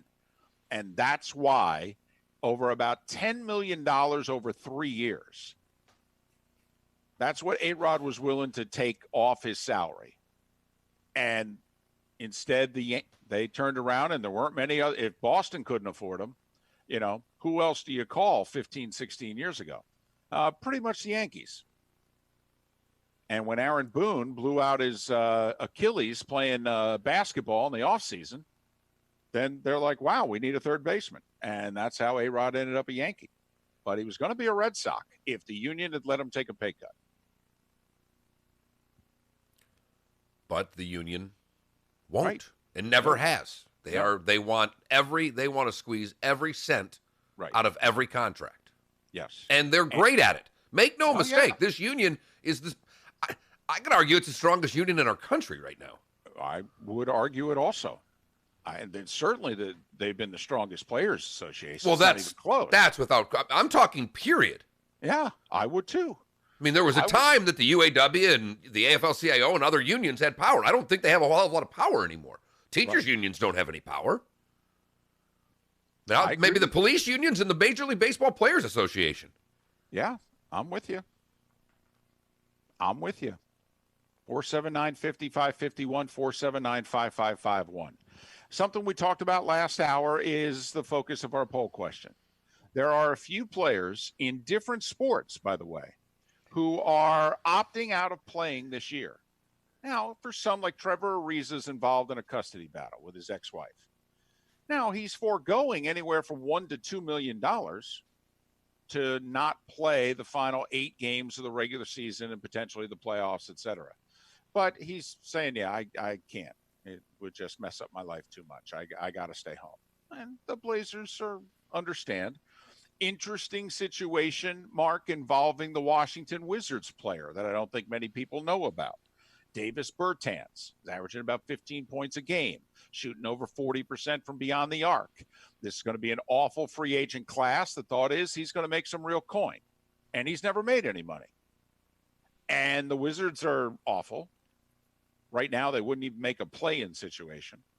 And Bertans told the Wizards, yeah, I'm not coming back and risking injury. I've torn both ACLs already in my young life, and I'm looking at unrestricted free agency and about $50 million guaranteed. I'm sorry, I'm not risking it to come back and play 8 games in Orlando and possibly a couple more. And the Wizards are like, okay, we understand. Now, I mean, if you think about that, is that unprecedented? Yes. I mean, how many other instances can we recall in sports in which players have publicly, not privately, in which they, said, hey, I ain't coming back. I'm going to be an unrestricted free agent. Why am I going to come back for these last meaningless games? But publicly, he's like, no, I'm out. Ain't going to do it. And it's because I ain't risking injury. I'm getting paid in 2 months, 3 months. Don't know what to tell you. And I don't know what 25-year-old Mark Miller would have said about him, but I can tell you that 50-year-old Mark Miller says, good for you, young man. You only got a couple of cracks to make the kind of money that you're going to get. And as we've said, this is generational. This isn't short change. This isn't us, you and I doing a radio show. This is generational money. that if you blow your knee out, you don't get. Correct. Period. End of sentence. Correct. So I'm going to skip a couple of games. Oh, by the way, our best player's not even playing right now because he's been out the whole damn year. So if they want to sign me and bring me back here, we might be pretty good next year. But we're not going to be very good if I blow out my knee after having sat out for 3 months and then trying to go play for the smallest of small chances to be the 8th seed. He's 27 years old. He's about to be an unrestricted free agent. He's a young journeyman, if you could be such a thing. But, Mark, I mean, we've talked, this is the evolution. You know, we asked a poll question a couple of weeks ago about what's been going on in our society and whether or not you have changed your tune about Kaepernick because of the events of the last few weeks. And a very small percentage of our audience had. I think it was 7.7%. Well, they've done this poll nationally because the NFL wants to see what kind of blowback are we going to get if we go through another anthem thing, which we know we're going to go through because the players have already told us they're kneeling. Well, just on Kaepernick, forget the other issue. Just on him alone, 26% were in support of him and his stance 4 years ago. That number is double that today. The same group who did the survey in 2016 did the survey again now. 26%'s become 52%. That's just him, and he's pretty polarizing. Think about some of the stuff we're talking about now. Mark, the fans have always sided with management. They've always sided with the colleges against the players. Now we got players who are publicly opting out. I'm not playing. This was death. You were dead to me, to the sports fan, an hour and a half ago if you said that. David, not just the sports fan. Go back to our first act at the end of it. We had Bill Polian on as a guest. Right. And Fournette and McCaffrey. And we're sitting out bowl games. And David and I just said, very matter of, one of us said it to him because he and I had been talking about it on the show for a while. And just said, Bill, you're a running back. You've got 1 year left till you're draft eligible. And you sit out the whole year. You don't do what McCaffrey did for the game. You say, I'm skipping my 3rd year because I'm not eligible for the NFL. And I'm going to go to IMG, and I'm going to work out and get ready. And I mean, Bill Polian damn near probably told his people, don't ever put me back on that show again. He thought we were the 2 dumbest SOBs in the world for asking that question. And we were right. We were right. And he said point blank on our show, all right, they were sitting out the bowl games. Yes. And he said, quote, I wouldn't draft them. Right. That's why, I mean, no offense, Bill, that's why you're retired and you're a Hall of Famer and you're great. But things have passed you by. The world has passed you by. Because that statement now, and that was not that long ago, David, that's 4 or 5 years ago. Well, they're both entering their 4th year. So we were talking in December of, 2016? Right. Something like that? Right. Here's McCaffrey just signed a monster deal, getting paid. Fournette, well, he'll get paid somewhere. But they've both been fine. McCaffrey's been amazing. Fournette's had a little in and out. But, that's, I think we were talking about, was it Clowney at that point, just skipping the next year? Yeah. And, you and I had said I would go to IMG. Right. I mean, David and I as parents have said we would lie to make our son ineligible. Correct. We would literally stand there with stacks of money that weren't from an agent and say, I just received this from this agent. Correct. And here's the car I bought. Right. Yeah, my kid's ineligible. He could be mad at me for as long as he wants. I'm going to make him $50 million. And he's not going to get hurt playing for free for you, Nick, or Dabo, or whomever. Not happening. Not happening. So now, from that, 4 years ago to now, I mean, the groundswell of change in people's attitudes towards the athletes, pretty incredible. Well, and you've got 3 different layers to this onion, though. All right. There are 3 legitimate reasons for athletes to opt out right now. At least I say legitimate. Everybody may not agree with that. Okay. But there's one, the risk of injury. You've been out for 3+ months. Now you got to start back up again. It's going to be a shortened, abbreviated, whatever the case may be, season. All right. Do you come back and play for it? Like in baseball's case, you're only getting paid essentially 35 cents on the dollar. And you've already gotten paid some money. are you going to come back for a fairly small amount of money in your grand scheme of things? Or will you say, no, I ain't risking it, man? Especially if you're entering free agency. I mean, think about Mookie Betts. Now, granted, Mookie Betts making $20+ million. All right, so even 35 cents on the dollar, that's $7-8 million. $20 million would be $7 million. He's making a little more than that. So, Mookie's making $8 to $9 million to play these 60 games. I mean, he's leaving a nice chunk of change. He's also on the verge of signing a $300 million contract with somebody. Is the $8 to $9 million worth it? If Mookie Betts said to the Dodgers, yeah, dude, listen, I was fine playing 162 and what have you, but I'm 60 games away from a $300 million contract. I don't know what to tell you. I'm out. I mean, he'd get ripped, but if you put it down on paper, you're going to risk $300 million over 8. I mean, that's, quite frankly, it's asinine. Yes, it is. No, who would do that? Who would do that if they were dealing in stocks? Listen, Pat said it on our show last week, and we'll have Pat Kerwin on in about an hour. Pat said, how many guys, one, if they tested, he was talking about his COVID test. Right. Agent tests them, they're positive. They really going to tell anybody before they go to camp? No. And he talked about the number of, hurt early in camp type things. I mean, Well, we've already seen 3 injuries. Brandon Brooks of the Eagles working out, ruptured his Achilles. He's out for the year. Deebo Samuel, suffered an injury. He's going to miss 2 months. And the Niners just had another receiver, I think, break his wrist. And he's going to miss 6 weeks. And these are guys all working out on their own. So you've got, one, the injury risk, and you're on the verge of free agency, and you're doing the math, and it just doesn't add up. B, you got the coronavirus. I mean, what if a player just goes, I ain't risking this? Or, like Zach Wheeler, who just signed the big deal with the Phillies. And 3 months ago, he said, I got a pregnant wife. I don't know if I have any interest in playing in a coronavirus. Well, and what if you want to be there for the birth of your kid? Before, you might just have to miss a series. Well, pretty sure that you got to have 14 days of quarantine before you can even go into the hospital. At least that's the way it was around here for a friend of mine. He and his wife just had a son a couple weeks ago, and he had to quit work, quarantine, so he could be in the hospital. It's part of the protocol. So now you're telling a player in a 60-game season, David, you want to go see the birth of your child, not just a one-day in and out, you're going to have to miss 2 weeks. Right, because we just can't welcome you back. You're going to leave, although I don't know if baseball is going to do a bubble. It will be interesting what they actually formally announce in the next couple of days as to what their protocols are going to be. And then what I think for most fans would be the most controversial reason. And so far, there's only been athletes in the WNBA to raise their hand and say, this is why I'm sitting out. But there are a handful of WNBA players who have said, I'm not playing this year.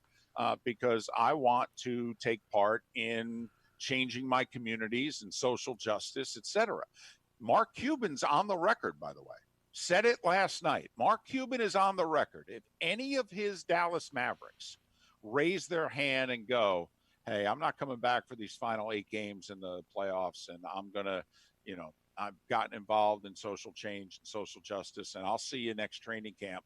Mark Cuban has said that's fine by me. Now, I don't think 29 other owners feel that way in that league. I don't think 2 other owners feel that way in that league.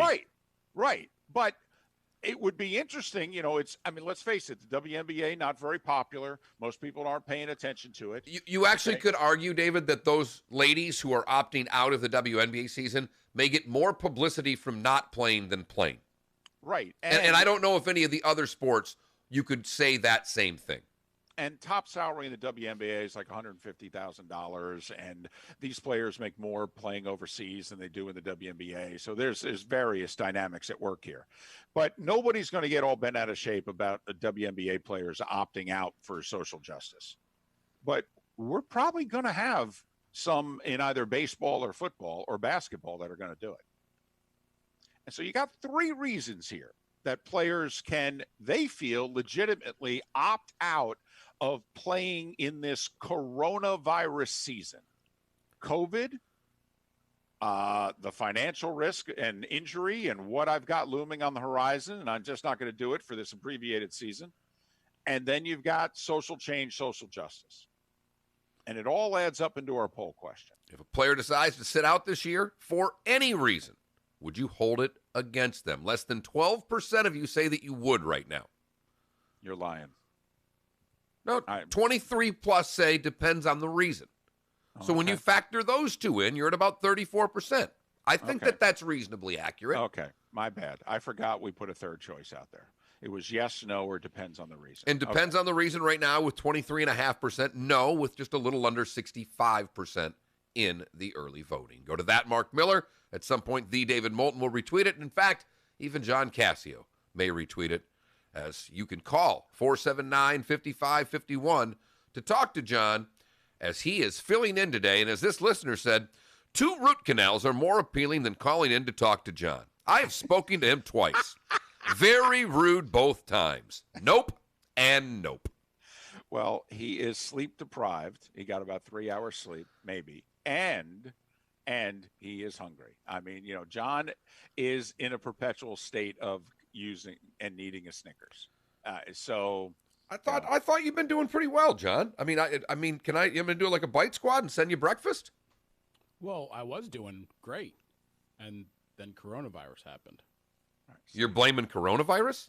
You haven't even acknowledged coronavirus yet. How are you blaming it on weight gain? I need to blame somebody. It's not me. Mark, see, those of us that are very weak, okay, and even though, I had my surgery and I've lost all this weight, I mean, deep down, I'm still very weak. I know you are.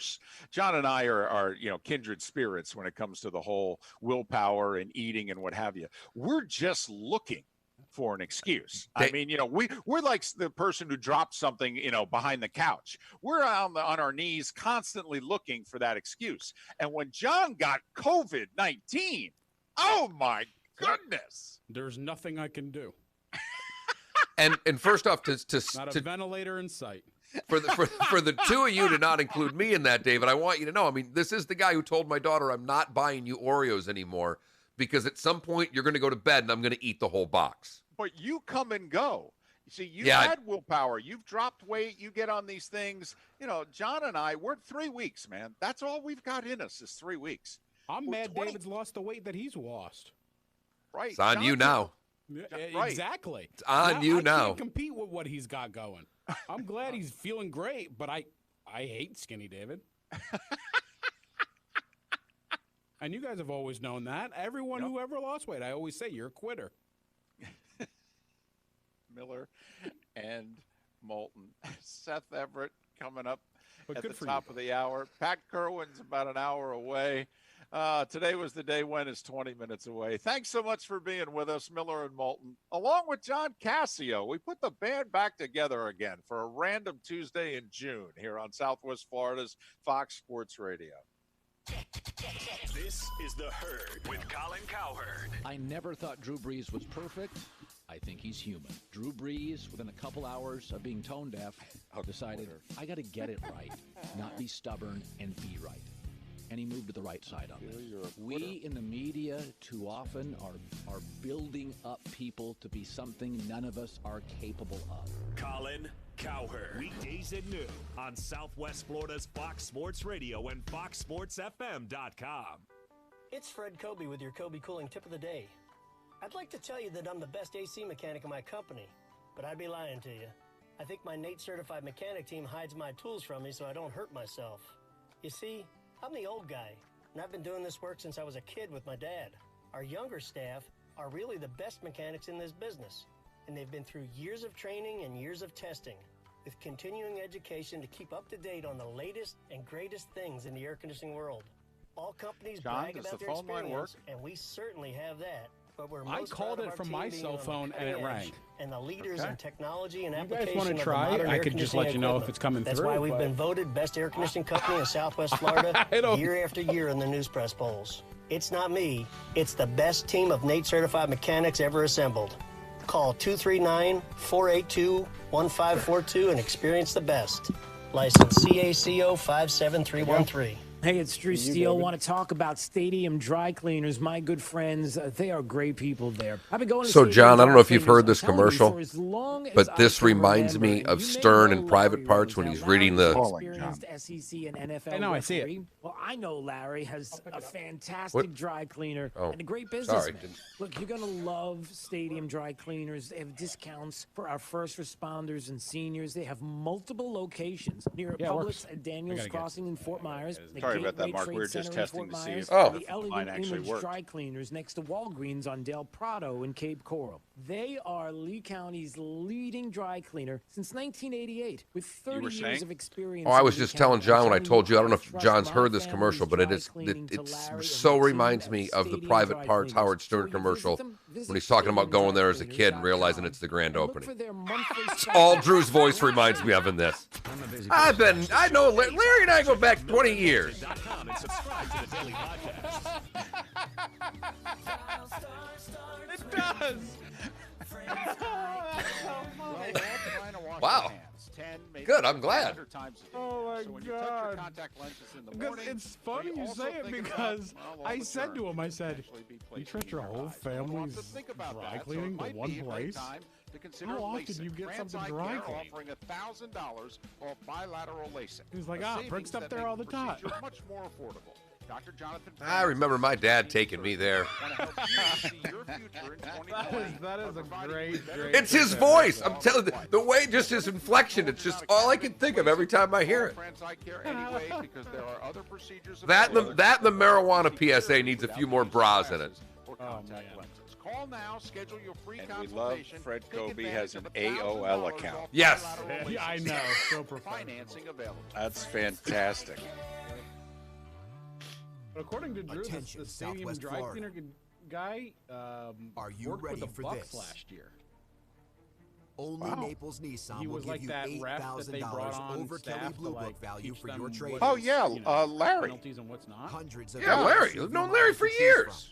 Yeah, I know. Everyone has. I've known Larry for years. A former SEC and NFL ref. I mean, it just pick out your He might be someone to keep in the back pocket to have on because he apparently has some legit stories about the SEC and NFL and doing all that We'll stuff. give you $8,000 more. Well, we so you talked to can him drive that once. brand new We Nissan couldn't home talk to him today. during the season, is what the Bucks said to him. KBB says So we it's might worth want to try to $5,000, get him on Naples here Nissan will give you now 13. before the season starts. Gotcha. I think If Larry KBB Rose is says his 10. name. We'll give you 18. Yeah, Drew's been going on forever. You must act fast though. Visit NaplesNissan.com. I remember going there for with full my dad. details. Offer on select models with approved credit and cannot be Make sure you combined. stop by for the grand opening. Now back to Miller and Moulton. That was a good one, Mark. This Nice is job. Miller and Moulton. You're on. 7:33 on this Tuesday morning. Thanks so much for being with us, Miller and Moulton, Southwest Florida's Fox Sports Radio. We stream this and every show on the station at foxsportsfm.com. You ever miss any part of the show? That's where the Connecticut cast comes in, thanks to Connecticut Quality Water Systems to Southwest Florida. They got their summer specials rolling. Call them for a quote, 908-2300. 908-2300. No need to keep going to the grocery store, especially during these times, and grabbing your bottled water. Just take care of it once and for all with Connecticut, the best damn water that we have ever had. Every single hour of the show has its own podcast, or as we call it, Connecticut Cast. So download it if you ever miss any part of the show. And you won't want to miss the 8 o'clock hour with both Seth Everett and Pat Kerwin here on Miller and Moulton. 479-5551 is our number to chime in via the Williamson Brothers Marine and Roofing text and talk line. The phone line works. That's good to know. 479-5551. And if you call in, John Cassio's answering the phones today. He got called in last minute. He's sleep deprived. He's hungry. So he's just as grouchy as you always remembered him. John Cassio back in the cozy confines in downtown Fort Myers. Couple of the text. First from the Twitch chat room. Last time I spoke to John, Brett Favre was wearing purple. Oh. That was a long time ago. He says, I don't remember our exact conversation, but it was about fast food sandwiches, and I didn't even ask to go on the air. Those are my favorite. Hey, I don't want to go on the air. Tell the guys that I once knew a guy who saw a guy go to this game, and it was awesome. Okay, great. I'll let him know. Thanks. Then this call, John, it's a delight to hear your voice. Go Laley, go Laley, go. And I just replied with go Naples. Yeah, I'm more of a St. John Newman fan these days. Figured as much. Funny how that works out. You know? Funny how that works You out. gotta go where the money is, guys. Yep, blood is thicker than water. That's why we're in radio. You got that? Mark's really pulling them out today. I do this most days, John. You're just not up yet. No. I'm about an hour away. When's Regis coming on? That's about the last time we worked together. Oh, boy. 479-5551, 479-5551, the Williamson Brothers Marine and Roofing text and talk line. Nick in our Twitch chat room has a question that we will ask Pat Kerwin. I heard him answer this yesterday on his show, in which will NFL training camp start on time? They're scheduled, I think, final. It hasn't been formally announced, but the thought is final week of July is when they would open, like that final Monday in July that everybody, veterans and everybody have to be in around July 27th. I mean, they've already announced no fans at the Hall of Fame game. Do we think the Hall of Fame game happens? No. No. I don't know what the point of the Hall of Fame game is if there's no fans. Well, I agree. I mean, it's a game that no one plays that matters. Now, if we're shortening the preseason to 2 games, would that be the first one and they get a third? Be a great advantage. Yes, they would get a third because whoever plays in the Hall of Fame game, they end up playing 5 preseason games that year. And now I'll say this. If you're Mike McCarthy and the Cowboys, even though he tried to keep the offensive system as much of the same as possible since he kept the offensive coordinator from last year, but if you're McCarthy, you may want to play that game. New coach, obviously, and I'll take the extras 150 snaps. Whether Dak's taken any of them or not. I may want him to evaluate some guys, et cetera, because we haven't had the offseason that we normally have. So you wonder if the Cowboys and Steelers would raise their hand. Here's the other thing, though. If you're not going to have any fans, do you have the game in Canton? I mean, why? Granted, it's not that far for the Steelers to travel, or do you figure out a way, can we just pick somewhere else to have this game? Why do we need to have it here? I totally agree with that because practice facilities, and I would have to ask Pat this, but I'm guessing the facilities are inadequate compared to what they're used to. I don't see any reason for playing the game. David, we've said this all along. This is a money grab for the Hall. Correct. And the if you're sold out in 22 minutes, they were very disappointed. I mean, they got Steelers Cowboys for their Hall of Fame game. It's tough to do better than that. And they're not going to have any fans for this game. Therefore, why play it?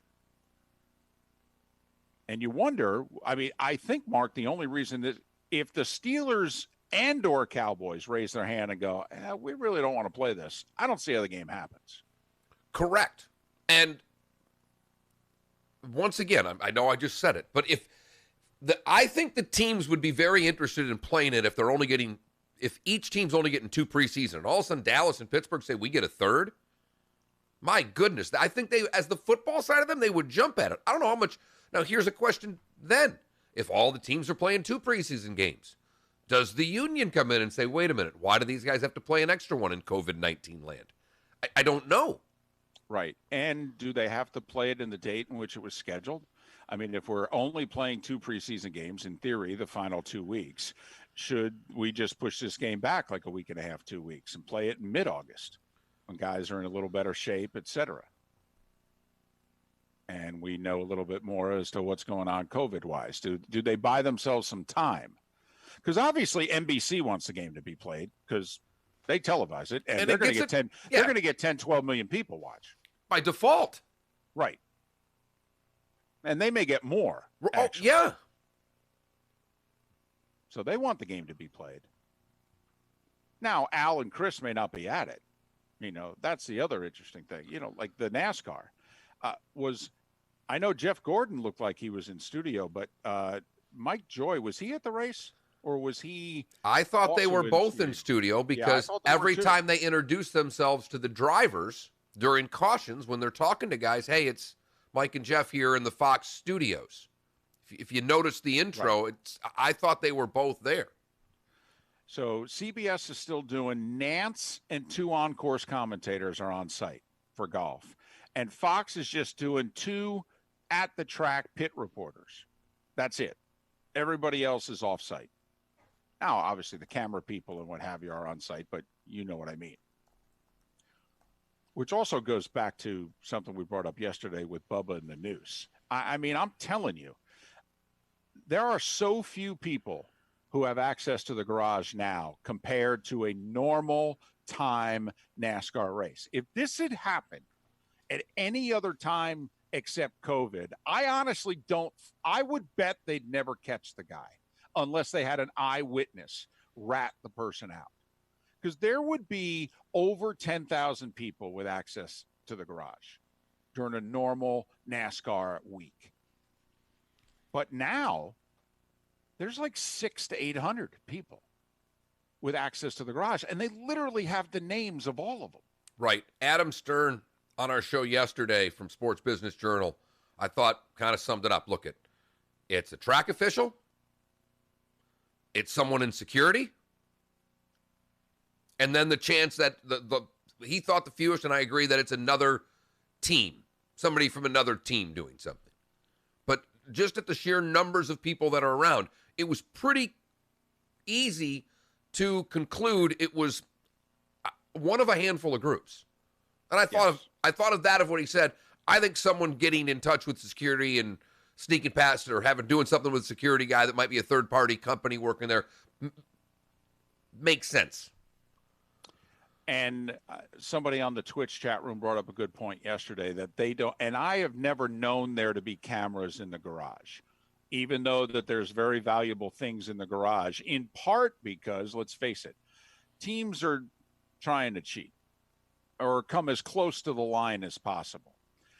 They're not going to allow there to be video evidence of what it is that they're doing in the garage. They're not. Now, do I think there are cameras attached to the light poles that are overlooking the garage and this, that, and the other thing? Yeah, I do. For security reasons, I do. But it's probably wide shots from a distance, et cetera.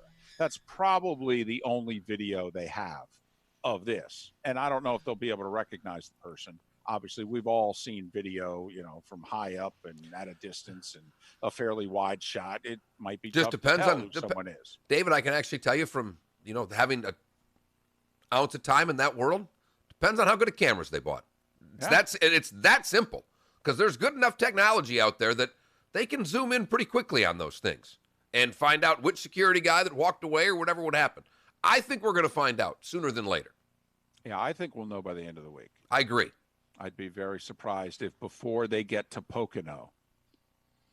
And there was a funny moment at the end of that race yesterday. They interviewed Ryan Blaney, who wins, and then they interviewed Bubba Wallace. And Bubba has had such a whirlwind in which he literally looks at, I think it's Jamie Little who was interviewing him, and he looks at Jamie and he says, "Where are we going next week? Is it Pocono? Pocono? Yeah, I think it's Pocono." I mean, he looked at that moment like the rock and roll singer. Hello, Cleveland. Cleveland. We're in Detroit. Oh, damn. That moment, he looked that tired, that drained, didn't quite know where he was. Our poll question today at that Mark Miller, the David Moulton, millerandmoulton.com, is we're starting to have athletes in sports raise their hand and say, yeah, I'm not playing for a variety of reasons. COVID, social justice, or risk of injury. Abbreviated season, I've been out. I got a free agent deal that I'm lining up. No, I'm not going to do it. And in Trevor Ariza's case, he's got a custody dispute in which he said, I'll risk $1 million or $2 million to be able to have more time with my son. I don't know what to tell you. So if an athlete decides to sit out this season in whatever sport, for whatever reason, are you okay with it? Yes, no, or depends on the reason. Which is gaining serious momentum at that Mark Miller and the David Moulton. Today was the day when. That's next right here on Fox Sports Radio. Drive home with the Doug Gottlieb Show. So, John, we come back, we introduce the segment, you play the sounder, we do the segment, and then we'll go to break at 57:50. The Miami Dolphins have been waiting since the 90s. Unless you want us to go to break at 57:40. You have to sacrifice half or a full season. Is it that big a deal? Plus, it's not like Ryan Fitzpatrick is terrible. Can't hear you. Not a word. Did you find the sounder, or do I have to play it? I'm looking. Hang on. Fox Sports Radio. Only had a fucking hour and a half. Great news, Southwest Florida. Below Too busy invoice answering phone employee calls. Yeah, pricing is back at Galliana Chrysler Dodge Jeep Ram. Lowest prices ever on over 1,500 Hey, new John, and I certified dare you to pre-owned send vehicles. David a Low grinder. luxurious God, Grand people Cherokee are just Limitedly, dicks. $289 per month. That's right. Jeep Grand Cherokee Limited, $289 per month. 7-passenger Dodge Journey SUV, just $19,990. Plus at Galliana Chrysler Dodge Jeep Ram, you can drive payment-free for 3 months or interest-free for 6 years and worry-free up Jersey to Mike's 100,000 yesterday. miles. It was And our glorious. parts service and body shop are I open didn't to eat the serve bun. you. Below invoice employee pricing at Galliana Chrysler Dodge Jeep Ram, 1/2 mile south of Daniels Parkway on US 41 in Fort Myers. Open every day, including Sunday. Call 239-481-2600. GallianaCars.com. Yeah, I think I got it. We're good. Monthly, 10,000 miles per year, $19.99 to sign plus tax, tag title, dealer and acquisition fee, 0 security deposit, $13.88 per month per thousand borrowed for 72 months at 0 APR. This will be fun. Cathedral This'll Roofing be fun. Innovations. Now, Hurricane Irma was a long time ago, but believe it or not, problems with tile You're gonna go roofs, home and go to they bed? continue to occur Yes. as a result. Now, many homeowners are just now feeling the effects of the hidden Where's your damage kid? that occurred to their My tile mom's. roof. Now, whether it's new Every time you leaks, have to pick cracked, Andre up. unsecured tiles, these roofs are living on borrowed time. Now, tile I don't roofs, by really know. nature of She their design, said are yesterday susceptible to lift and she's powerful no storms longer like in a rush hurricanes. to When this leave. occurs, your tile Oh. underlayment can be compromised, but you would not Okay. realize it until possibly years So- later. Now, with Cathedral Roofing Got it. Innovations, you get a great roofing company to inspect your roof for any damage. And just because Well, you don't my have guess leaks is, though, doesn't they mean will you tap don't her have on the issues. shoulder and Just tell go her to when it is time to leave. Yes, they will. Naples.com. They are the tile experts in Naples, and they will start the inspection process right away. Just go to cathedralroofingnaples.com. Cathedralroofingnaples.com. License number CCC 1331928. For professional roofing, the name you need to know is D.R. Martineau. Dan Martineau here, owner of D.R. Martineau Roofing of Southwest Florida. I've been repairing and replacing Don't roofs be a for 27 spreader. years. Don't we be a operate with spreader. integrity, knowledge, and service. Google DRM Roofing or call 239-332-1441. License number CCC 1326954. For professional roofing, the name you need to know is D.R. Martineau. When we talk the talk, This is what we talk about. He's talking about right and wrong. back it up. Talk about what you know. Right.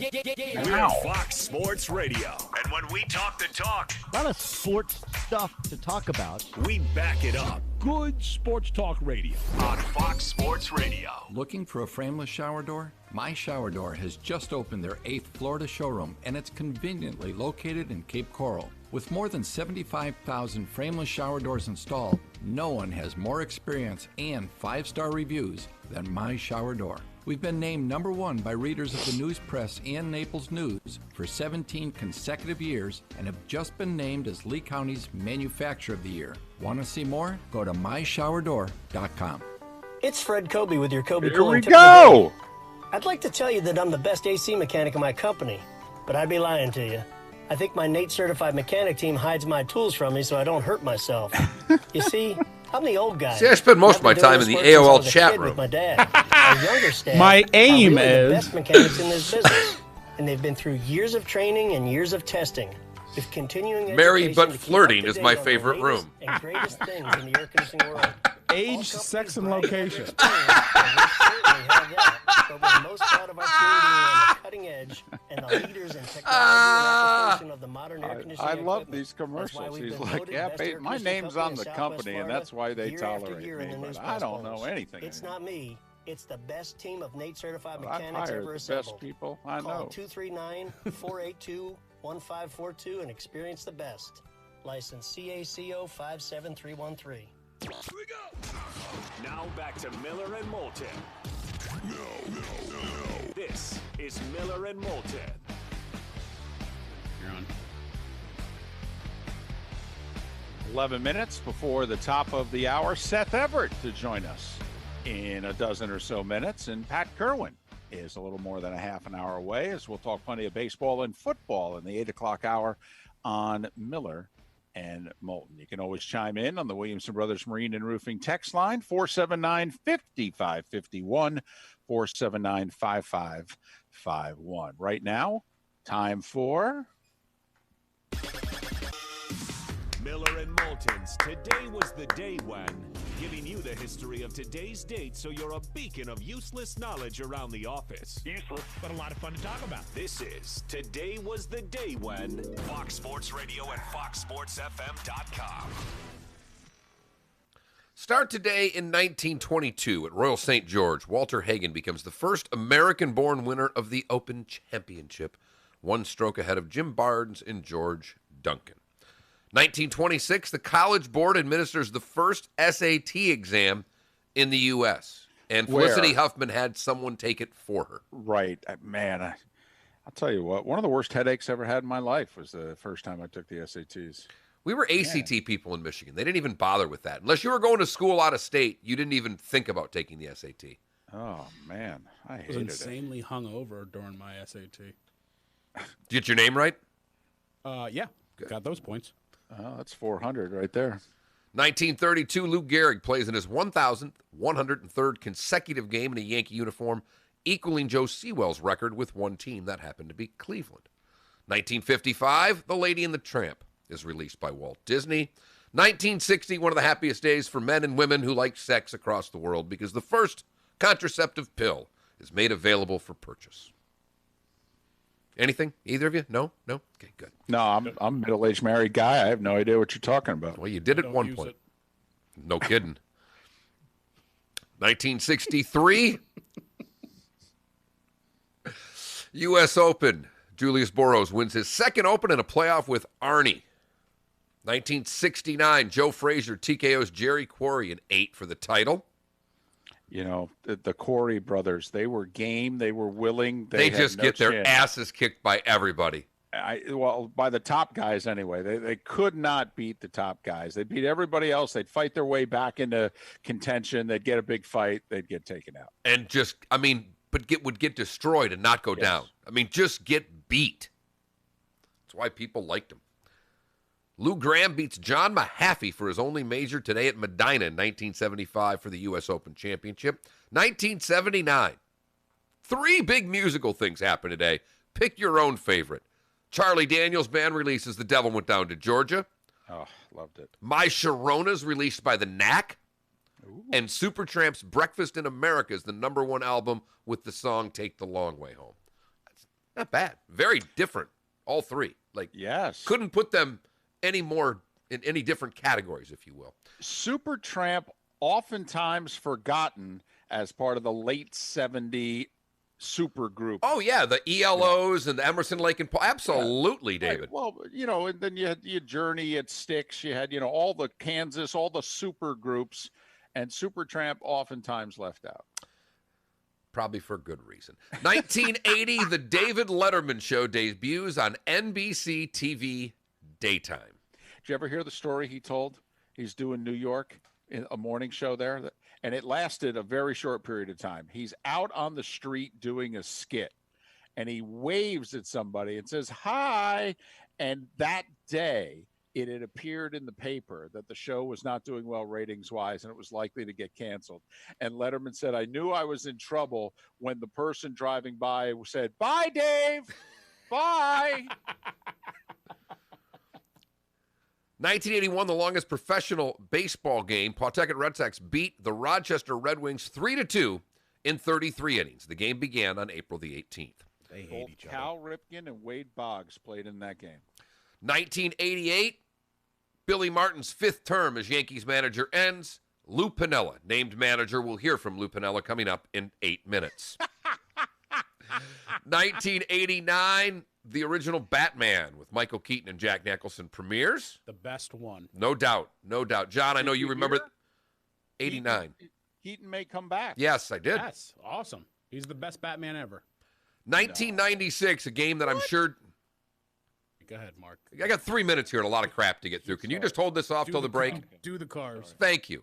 I think you're going to be more interested in this, John. 96, the World Bowl 4 at Murrayfield Stadium in Edinburgh. The Scottish Claymores beat the Frankfurt Galaxy by 5. Ooh, in NFL Europe or the World League. Right? World League. Yeah. 03, Barry Bonds steals his 500th, becoming the first player to have 500 home runs, 500 stolen bases. 2005, Spurs beat the Pistons. Tim Duncan, your MVP. 2008, Felix Hernandez hits a grand slam home run against the Mets. First pitcher to do so since Steve Dunning in 1971. And the process started today, at least part of the process, 2016. Ben Simmons picked by the Sixers. How's everything working out? If you were born today, you share your birthday with June Carter Cash. We all know her because she was in that movie about Johnny Cash. Wilma Rudolph, born today in 1940. Judge Clarence Thomas was born today in 1948. Randy Jackson, from American Idol fame, born today in 1956. Michael's brother. Yeah, right.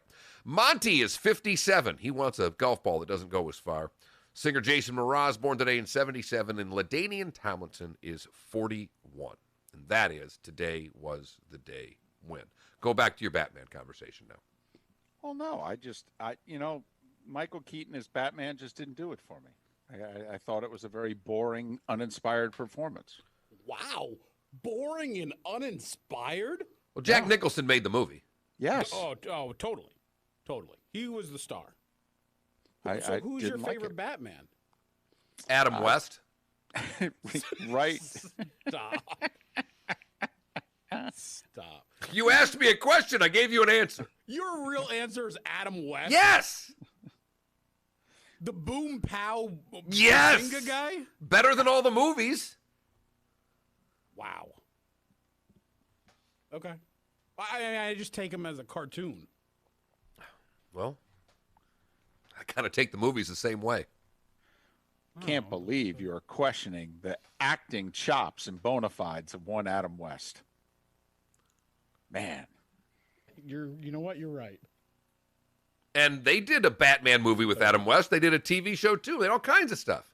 Much better run. Much better run. Well, he is very... Yeah, okay, I guess. It was the tights, right. John. It was the tights. Seth Everett, who is in the chat room, upset about all of these answers right now, ready to talk Batman and not baseball on the other side. Miller and Moulton, plus Pat Kerwin. He'll talk football for sure. That's all coming up next on Fox Sports Radio. We are Fox Sports. Across the nation, America is moving forward, finding our footing, getting back on our feet. I'm trying to think which of the Batmans I've even seen. Businesses are getting back to business, and we are too. We know you rely on the Good Feet store. I think Michael Keaton by far is the best. We're open and ready to serve you.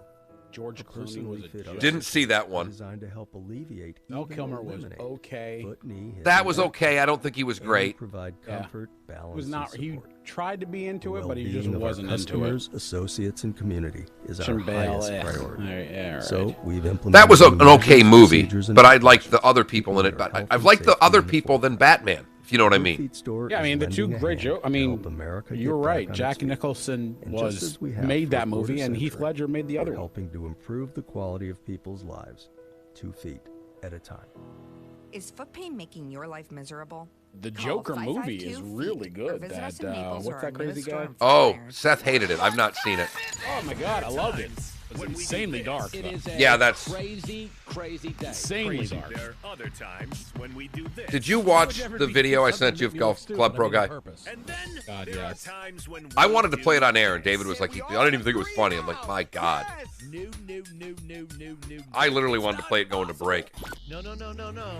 You've seen the one about talking about Greg Norman's it's the best. Fan, right? It's the best. I can't stop laughing at it. It's so funny. It is so good. Where I'm from, marijuana is legal. Kevin Conroy? Who is Kevin Conroy? What movie is that? It's illegal here, man. Is that the Lego Batman movie? PTSD. Should I at least try to get medical marijuana? Might That's be legal. a cartoon. But if I were you, I'd talk to my doctor about qualifying conditions. I'm looking at all these Batman movies because I just pulled it up. Thanks. Like 67 Batman movies. WFSX AM from Naples to Cape Coral and all of Southwest Florida. 103.3 Fox Sports Ben Radio. Affleck. Seth, why don't I just... when are you going to do this on Here's camera what's with us? trending That's what I now. want to know. Brought to you by the Center for Men's Health. C4MH.com. Contacts, this guy. There you are. I'll just send you a link. Through our little voice system. Hey, how do you do it? I would just send you a link via email, and you'd just pop on with us. If I had known, I would have been, brushed my hair. After I get a haircut next week, I can do it. I've not had a haircut since February, Seth. I'm getting my first haircut on Saturday. I've just decided I'm not going to get one for the rest of 2020, but I don't know if I can make it. It's just awful. I mean, my wife doesn't even like to look at me anymore. I've got a horrible mustache and bad hair. My wife cut my hair about 6 weeks ago, and she did the right side of my head a lot more than the left side. Side part, Seth. Side part. I look like Tommy Lee Jones as Two-Face. Yep, that's it. Miller. You know what? I'll try to bring you back some fish. And Moulton. Okay. You drop it off at the front door. Probably in the mailbox. We'll pack ice. Broadcasting live from the Kobe Cooling Remote Studios, where it's always cool and comfortable. It's up to you now. It's up to you. I like it. Now, the best local sports show this town has ever heard. Here's Miller and Moulton. As we approach a couple minutes past 8 o'clock, top of the morning to you. How the heck are you? Miller and Moulton. This will be the final hour until Friday. We're off tomorrow. We're off Thursday. Mark's literally going fishing. Hanging the sign. He's out of here. So we'll be back on Friday, and that's why we jammed in two of our best and favorite guests here in our 8 o'clock hour, starting with Seth Everett. He of Sports with Friends and Hall of Justice, the two terrific podcasts. You can follow Seth on Twitter at Seth_Everett. Seth, how you doing? Good morning, guys. Why are you taking Wednesday and Thursday? Why didn't you take Thursday and Friday, Mark? Because the fishing tournament is Thursday, and my wife's birthday is Friday, so I have to drive back from Marathon after I fish Thursday so I can wake up next to my lovely bride on her birthday. I am so sorry I asked. Why? You ask a question, I give you... And why are you putting me in a position where I have to take a shot at Adam West, even though I have nothing but admiration for Adam West? You don't have to take a shot, Why John. Why can't he be great? Why does he have to be the best? Why do you have to compare eras like that? Coming from the baseball guy. Coming from the baseball guy. Jr. and Joe DiMaggio. You don't compare those. Mickey Mantle's not. It's not fair to compare him to Reggie Jackson. But we're going to compare Adam West to Michael Keaton? Seth, at the end of the day, I know you love your superheroes, and I don't want to get you ticked off, but 9 gazillion Batman movies does nothing for me. So I'm the wrong guy to ask, because of all these cartoon movies that we put out, I think I've seen 2 or 3 of them. That's fine. I won't dip my toe into your space, because I'm not going to say anything about Talladega, and you don't say anything about Batman. We can be friends. Well played. All right, well played. It's just very quickly, was Michael Keaton a good Batman, yes or no? He was a great Batman. He was ripped on the internet before the internet existed. They ripped him. He was Mr. Mom, and he got cast, and there were articles and fan things and newsletters. Everybody was complaining about Michael Keaton, and he did nothing but hold his own. He was great. Now, Nicholson stole the show, but again, that's not a knock on Keaton. No, it's not the first time Nicholson's done that in a movie. Of course. And you know who stole the entire show of that movie is Prince. Because that's his soundtrack. Settle down. Settle down. Are you talking about Jack Nicholson breaking into the museum playing Trust? I mean, come on. Was pretty good. It was, but it was pretty good. The fact of the matter, he plays Party Man. Trust is at the parade where he drops the chemicals on the city. Get it right. My goodness, it's early in the Seth morning. Everett, Sports with Friends, Hall of Justice. You can follow him on Twitter at Seth_Everett. Listen, the three of us were all players, guys. But yesterday, did the players make a mistake? And they basically, Trevor Bauer said, we kind of cut off our nose to spite our face here. There were a few things that they were offering us, which would have made our life a little better. Why did we vote the final proposal down? So they can file their grievance. And I heard Jeff Fry yesterday, and that's exactly why the union's doing what it's doing. Because the grievance is true. They're lying about their money. They're shortening the season on purpose when, if the health and safety protocols that they agree to were safe enough, they could have been playing for 30 days because nothing in America has changed. Because for every state that is now a hotspot, the other states have not been. And it's just switching around because we're the most fractured country I've ever seen. And the idea that if baseball was doing this in good faith, the initial idea was half a season. And the union, that's what they wanted, 81 games at full money. And there's no way the owners couldn't pay that. The owners could have paid it on their internet revenues of the last 5 years. That's all it would take. And they've made money hand over fist, and they're not being honest. So there was no way they were going to accept the agreement, because if they accept the agreement, they can't file the grievance. All I'm telling you is that of all of this talk, Andrew McCutcheon in 30 seconds on a video did the best job of analyzing this. I mean, he literally, go to the bathroom, I'll give you juice. Kid went to the bathroom, here's water. I mean, that is about what this has been. I mean, to your point, it's a half a season. That's where they started, and they've not done this in good faith. Is there, at this point now with the grievance, that we all believe the players are going to win? Of course. Why then did the owners, why was this so important for them to jam it down their throat? Why do the owners think that they're doing the right thing? Because they're misguided. The owners are getting bad advice because they're fractured as much as the country is. There are 10 owners that do not want to have this season, easily. And they've been overruled by the 20 other owners. And the 10 owners that don't want to have a season are fighting with each other. And the owners have their own issues to get through. And my whole point, and I said this last week, I said it yesterday, I was talking to Jared Diamond at the Wall Street Journal on our Twitch show, and I said, baseball has so many big issues to face, and they needed to get on the same page because now you're almost guaranteeing a labor stoppage next year. Another one? And that's when we're going to be allowed to have fans in regular sports? What's uglier?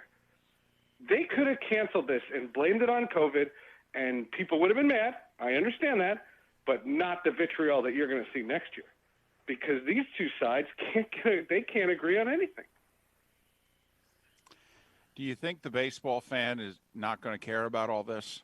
That this is something that we've been worked up for a few weeks, but that once July 24th comes and they start playing games again, that quote-unquote baseball fan's going to be like, yeah, I don't care. I'm just happy to have it back. Or do you think that this actually has done some damage?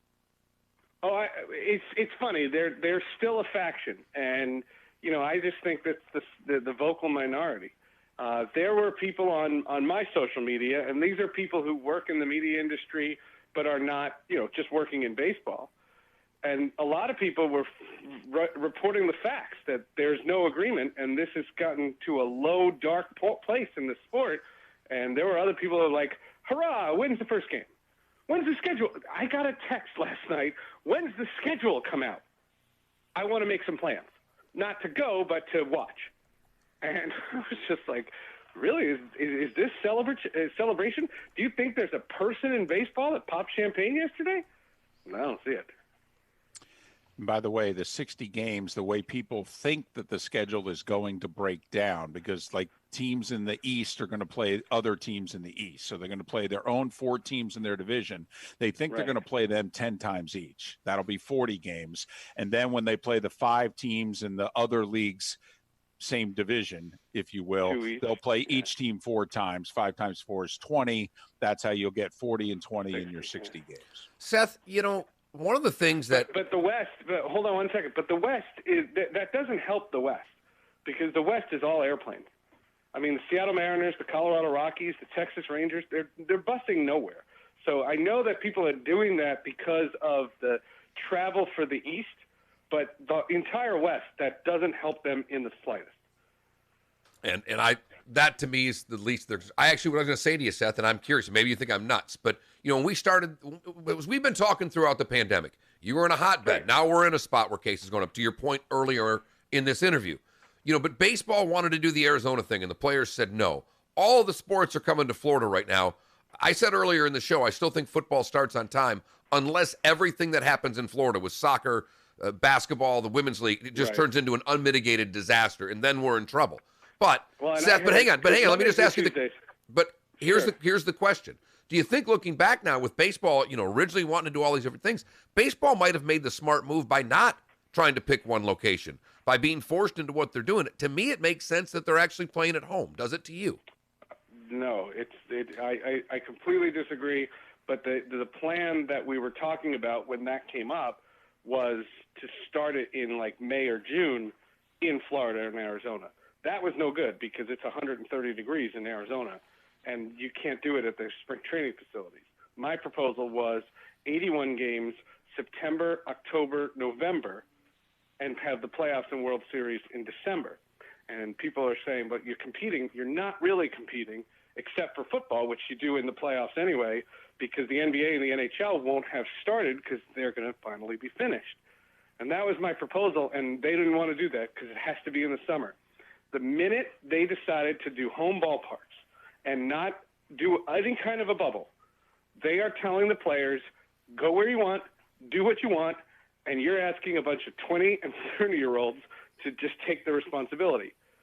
It is not a question of when there'll be if there'll be an outbreak. It's when. But and Seth, the NBA and the NHL are the smart ones because they're doing the bubble. And if you heard Fauci last week, the first thing he said about football is it's inconceivable to do a bubble because there's too many people.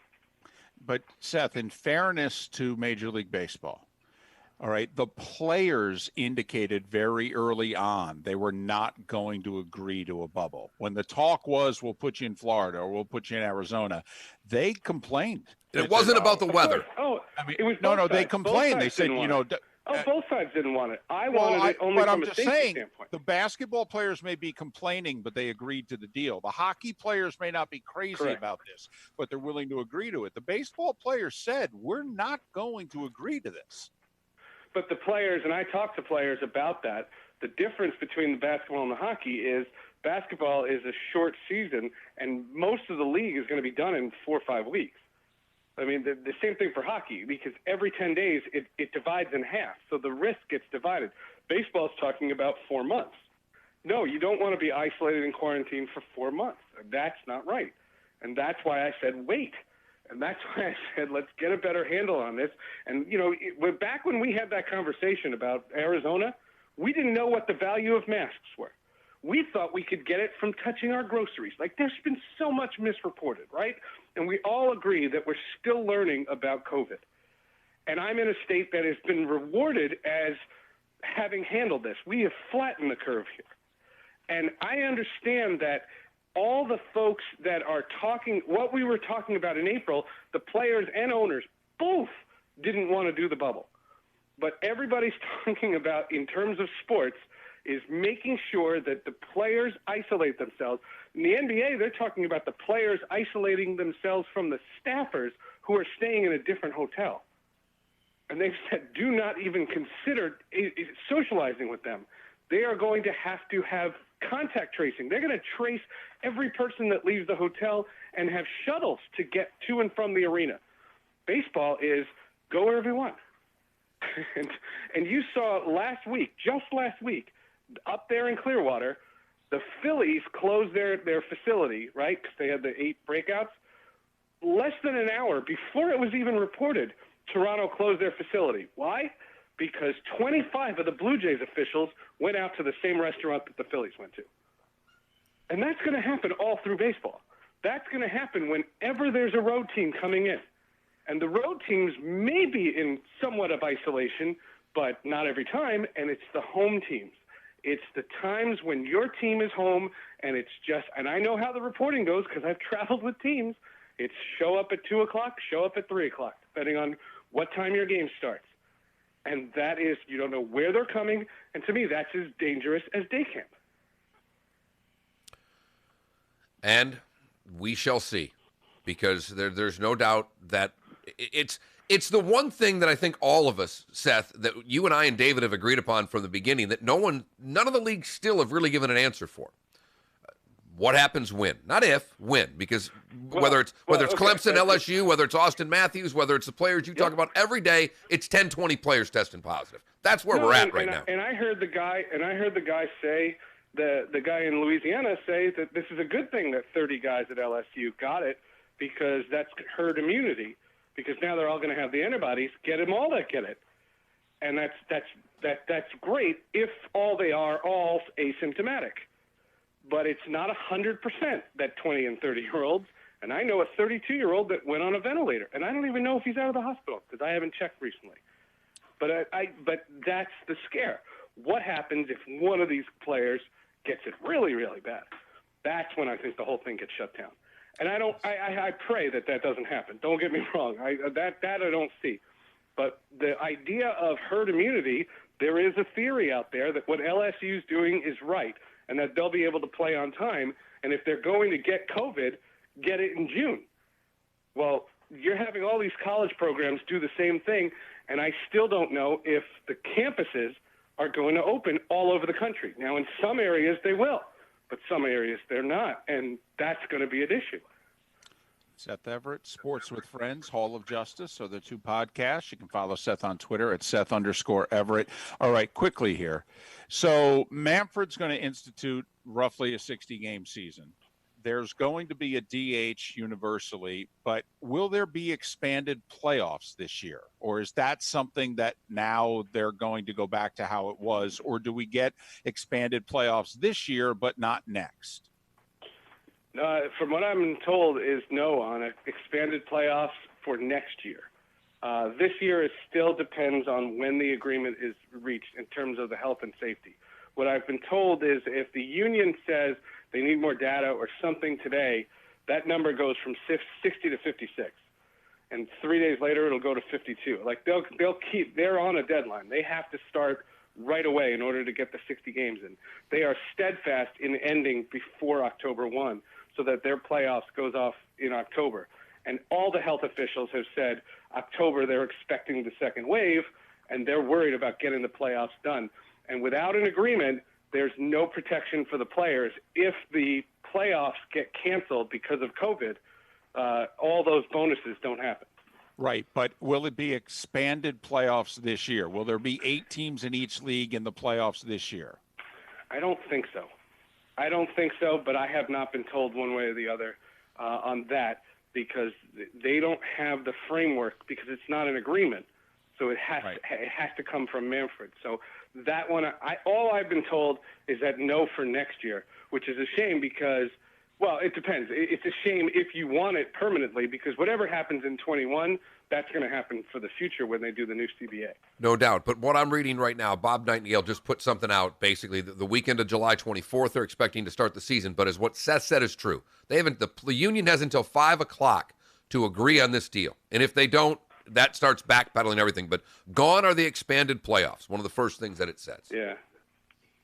And I actually think that would have worked. But I had heard it was gone for next year because it was a caveat because there's more money for the playoffs, for the players in an expanded playoff. And what they did was they took it off the table for next year. I thought that the owners want to implement the expanded playoffs because even though you have to play the players more, you can make a side deal, like a one-off deal with Turner or ESPN or Fox to air those games. And again, with no fans, that's their only revenue source. So that's why I wouldn't take this year's expanded playoffs. This year's a hodgepodge year. Next year's the one I was worried about. Seth, is today Klay Thompson on your Twitch show? Well, yeah. The plan is for Klay Thompson. However, and I have a little bit of news, the NBA is having a players' union meeting this afternoon to discuss the safety protocols. And that Klay Thompson reached out to us late last night and said, can we move the time? He didn't say he's not coming on. He said, can we move the time? And we're locked in because we're part of this Twitch program today, this beta testing program on the sports channel. And we can't, let's say, for example, just extend our show to get Klay Thompson like we could on a normal day. So I would say he's about 70%. And I don't hype guys. Yesterday he was confirmed, and today this is about the NBA and the Players Union, and Klay Thompson said he has to be in on whatever calls they have. I said, can we just air the Zoom call on your show? Let's just have the union, talk on our show. And right. Oh, yeah. Sure. They'd love that. They would love that. We would love that, too. All right. Very quickly, Sports with Friends, Hall of Justice. Sports with Friends is about the new movie on Hulu. It's called And We Go Green. It is a documentary about the creation of Formula E, and it was directed by Fisher Stevens, who was an actor but now is an Oscar award-winning documentary filmmaker. Him and his partner joined me for Sports with Friends as we talk about the viability of that sport. And for Hall of Justice, we're doing it live. Wizard World has asked Victor Dandridge and I to host an episode of the podcast live on their channel. It'll be on Twitch. It'll also be on their YouTube. And we're going to record it live Wednesday night. We'll take your comments and questions, and we'll do a live episode, and it'll air on the podcast on Thursday. Wow. Because I'm not going fishing. Got a hell of a week lined up here, I have to admit. Yeah, we're a little bummed. Week, yeah. The Twitch folks with their sports channel, they decided to start it at 9 a.m. today. We were a little bummed. I said to them, why don't you start it at 6 with Miller and Moulton? Right. I thought I have suggested it. I campaigned for you guys. Yeah, well, and we campaigned for us, thrilled. too. We got the call, and they said, be ready. Like he goes, make sure you brush your hair. Make sure Ton's on time, like everything. But Ton Thomas and I are going to do this show. And what I told Ton is, if Klay backs out, do you think you have something in your arsenal? This is a guy who has called up, like, members of the league. Like, we might have Jeremy Grant as a backup because he plays for the Denver Nuggets, and he's involved in this, and he might not be on the union call. Like, that's the kind of reach Ton has. So we'll see what happens, but it should be a lot of fun from 1 to 3 today. Seth, good luck. You got a busy week. Congratulations. Hope it all goes well. Thanks, and all I can say is anytime I hear the name John Cassio, I get a chill. It's great. Well, that's not the same reaction most get, Seth. No, I know, and I liked all the ripping of him because it's very funny. It's also very accurate. He's Seth Everett. Doesn't tell a lie on this show. Ever, ever, ever. Thanks, Seth. Be good. Talk to you guys soon. Have a great trip. Thanks. Miller and Moulton, Pat Kerwin to go from baseball to football next here on Miller and Moulton, Southwest Florida's Fox Sports Radio. The boys of NASCAR are back on the track. So we got nothing on that Twitch thing, huh? They don't want to start it that early, period? Nope. They decided to start their sports channel today at 9 a.m. Remember Don Collins? He sent an email out. I know. I responded to him within 4 seconds. I did too. And they decided to start their channel today at 9 a.m. But they're not doing it 24 hours. I mean, the channel starts at 9, so we never have a shot at this? Is that what they're saying?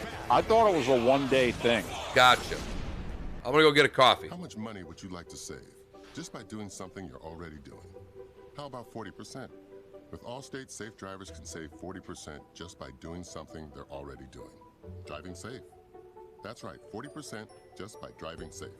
Visit Allstate.com or call a local agent for a quote today and see just how much you can save when you drive safe with Allstate. Not available in every state. Savings vary based on DriveWise and other safe driving discounts. Subject to terms, conditions, and availability. Allstate Fire and Casualty Insurance Company and affiliates, Smoothbrook, Illinois. I've always wanted to learn another language, so I decided to give Babbel a try, and I really like the teaching method of the app. I started with the beginner lesson on Babbel, and soon you're putting words into a conversation. Each lesson takes about 10 to 15 minutes, and they're all really different, which keeps things interesting. I can't wait to use my Spanish skills in real life. Dos cervezas, por favor. Now try Babbel free. Just go to Babbel.com and start learning a new language today. That's BABBEL.com. You should be driving a Kia from Galliana. Galliana Kia. Trade in and trade up. Over $500,000 in trade-in assistance up for grabs at Galliana Kia in Fort Myers. 2020 Kia Forte LXS lease, 0 down, $159 per month. 2020 Kia Sorento LX lease, 0 down, $259 per month. Plus, at Galliana Kia in Fort Myers, you can drive interest-free up to 72 months and worry-free for 100,000 John, you keep pushing off buying this new car. You're gonna get to the point where you're not gonna have your first payment until 2021. At Galliana Kia, 1/2 mile south Seriously, of because Daniel everybody's Parkway, offering like 6 months no in Fort payments. Myers. Open every day, So including you're not Sunday. far away. Call 239-481-2600. GallianaCars.com. You have to pay for it at some point, French press is already gone. I had to go with the crap now, Heckle. Let me know when we're a minute out, John. Florida's Fox Sports Radio on Facebook. Facebook.com/Fox Sports SWFL. We've got our good friend Tim Meister, owner of the Floor Meisters in Naples, on the phone. We're talking about their huge selection and great pricing on Core-Tech flooring. Tim, tell us what's new at the store. Right now we have 90 colors of Core-Tech in stock, ready to go, pick up, put down as soon as you want it.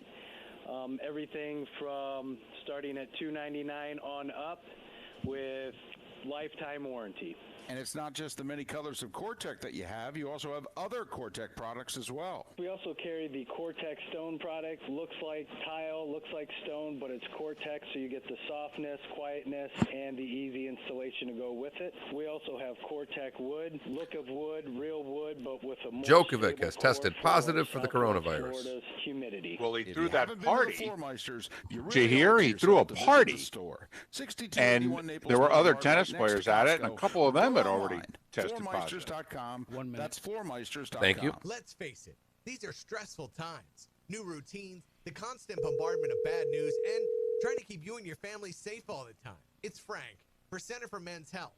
During these Good stressful morning, times, Mark. your Morning, health is Pat. So critical, and nothing's How more you doing, important boys? to a guy's I'm good. mood You're than never going to testosterone. believe who's producing the show today. Issue for guys with low T. Is it Johnny? He got called in. The greatest change for men that get low T care John. is a greatly improved mood. Many are grumpy when they start, and most can't believe how much their mood improves. I'm once very they get impressed treated. with that. And I didn't everything even know he improves was once the really mood alive. improves. He never Feel called the me. difference. C4MH. Well, he doesn't need anything from you anymore, in your Pat. life. I've been a patient of C4MH. That's the kind of for a couple relationship years, I and remember from the recently, I've beginning, lost right 20 there. pounds 'cause I and that'll put you in a good And mood, he was too. behind that glass door, C4MH.com's and you express guys treatment just plan is abused him. convenient, affordable, and above all, safe. He With actually got his own locations all up segment and every down day West of just Florida. flat There's out one near abuse. you right now. Find out more. Go to C4MH.com. Now back to Miller and Moulton. All right, now we're getting somewhere. No. This is Miller and Moulton. 27 minutes past the hour. The good, the bad, and the ugly is roughly 25 minutes away here on Miller and Moulton. We're off Wednesday and Thursday, back on Friday. Mark's going fishing. No joke. Mark's heading out in about 35 minutes. He's going fishing. He'll be back late Thursday night. We'll do a show on Friday. Until then, Pat Kerwin, kind enough to join us. He of CBS's NFL Today show. Moving the chains weekday afternoons is what he's best known for, with co-host Jim Miller, 3 to 7 on NFL Radio. And Pat joins us once again, courtesy of Pinchers from Tampa to Key West and many points in between. Back open Pinchers, because you can't fake fresh. Pat, how are you? I'm doing fine. In fact, I'm going fishing Friday, so this will be it for the week. See you guys next week after today. Good. Where are you going fishing, Pat? I am up here, and there's striped bass fishing on the Hudson River, and I have not done that in a while, and someone's going out and said, "You want to go?" And I said, "Sure." So there you go. They're big, chunky stripers up here. So there you go. And it's coming to an end soon because they're all migrating down to the ocean and then out to Long Island Sound and everywhere else. But they're still nailing them up here. So that's going to be an interesting day for me. I hope you have a great day out there. And how's the weather? Because if it's not a hurricane, rain, or something else, you can stay out there as long as you want. Oh, yeah, everything's been good. You've been down to the Keys, so, little tuna fishing, little mahi fishing, maybe even a little snapper fishing today. So it'll be a good couple, 2.5 days of fishing. Pat, someone asked the question in our chat room, and apparently you answered it yesterday on your show. It's very simple. The NFL training camp's going to start on time. I don't think so. I think what's going on with the colleges attempting to practice unofficially and having all these cases, I mean, the NFL is looking at that closely. And I said this on your show a couple of weeks ago. I still believe there were 50 to 60 players that had the COVID virus and they didn't report it. And they had no reason to. And so all of a sudden we're starting to hear some other NFL guys. So I think it's going to get harder and harder to launch when you want to. I also don't think the clubs are ready logistically to handle how to do it. And I think ultimately they're going to have to think about split sessions. And, you know, I'd like to see them start on time. Remember a month ago, we're going to start early to get everybody ready. But I don't see it happening right now. And I think a lot of coaches are starting to wonder themselves about getting going on time. So remember, the season, they've already figured out they can push the season back to start in October and still make it. So what's the rush if you don't have it set up and ready to go? And I do think facilities are going to have to make big adjustments. How are you going to have 90 guys eat? How are you going to have 90 guys go to a locker room, shower, and move on to their meetings? You know, there's a lot of things. You might be bringing in all kinds of extra facilities to get it right. So, nope, I don't think it's going to start on time. I wouldn't panic over that. I think more August 1st, August 10th, somewhere in there. I think that might be the start. And I think it's going to be a very different kind of start, too. Do you think that even if they push back the start of camps, though, that their intention is to not push back the start of the season, that they may just put a great onus on the teams to, hey, I don't know what to tell you. You only got 5 weeks to get ready. And, you know, you may not even have a whole lot of preseason games to play, quite frankly. But I don't know what to tell you. We're, you know, flying by the seat of our pants here. Do you think that that would be their intention, though, to push back the start of camps but not push back the start of the season? Because, Pat, the argument being made by many in the health community is September is a much better month to be playing than the other months. Oh, yeah. They all claim warm weather's when you should be doing it. But we've already seen a spike in cases in Florida and Texas and all that stuff. You know they're paying close attention to it. Yeah, I think in theory you'd love to start on time. I would surrender 2 preseason games. There's certainly, you know, it's going to be tough for the evaluations and all that stuff. But there's a lot of ways to solve that. And I keep crying. And I think the league, and I'm happy they're not telling us what their plan is yet, because there's no reason to. They're still trying to figure it out. So if they go to some expanded roster, to go along with an expanded practice squad, and you know, I went over this with you guys last week just on testing. If you're going to test 3 times a week during camp and you have 90 players in there, you're talking about 81,000 tests. And then you're talking about the regular season with 53 plus your 16 on the practice squad. If that comes down, you're talking about, you know, let's round it off, 200,000 tests. When I hear the head doctor say things like, we'll be flexible and adaptable, I get that. But he also said we cannot, because we're a non-essential business, take away from our fellow Americans. I don't know if they're going to be able to justify that many tests to go along with everything else. So I think they got all those hurdles. Do I think they want to start on time? Yeah, but let me ask you, both of you, if I said to you, we can start on time, but no one's in the stadiums, but we think if we wait 3 more weeks, we can figure out how to get the stadium's up to 25%. Is it worth it? This is a question. I don't have the answer. Is it worth it to wait if they felt they could figure out how to get people in there and try to offset the loss of the $3 to $4 billion? I don't think so, Pat. Personally, I think starting on time is more important than waiting for 25%. If you were to tell me it was more like 50% or full on, then I would be for it. I just think, as you said earlier, Pat, the NFL's not giving us a lot of information on schedules and starts and things like that. We're just kind of waiting, because when we were first talking about this, where you're at now, well, not necessarily where you're at because you're upstate, but you know, the New York, New Jersey area was the place you didn't want to be. And now Florida looks like it's a place you don't want to be. So what's it going to be? And what's it going to be in 45 days, though, Pat? We just don't know. No, and that's why I don't think the league should be announcing anything. I think every time we hear stuff, it's so speculative. We believe we're going to start on time. Well, John Harbaugh, I love John, but John the other day thought, I believe we'll start on time. But he also said a week ago he thinks it's impossible to follow the protocol. So which one is it, John? Come on. Well, I don't know. I think it's now, both. I don't think I'll be on a camp tour, which is unfortunate, even for your show, because I get to share a lot of stuff I see and who I talk to. And we're going to have to try to operate. We're a small piece to that, maybe almost a non-piece, but providing content to the customers of the NFL is important. They thrive on that. The NFL loves the relationship they have with their fans via TV, radio, everything else. So they're challenged in that area too, of what they can say and what they can do. I know some of the team websites are really frustrated. They can't provide any video anymore, right? It's kind of impossible to put anything out there for the fans to see. So there's a lot of struggles, most of them minor. I love the tier 1, tier 2, tier 3 approach. I love that the GM and the owner was in tier 2. What's that mean? Then neither one can talk to the players? Well, much tougher to cut a guy that way. But in all seriousness, or a lot easier.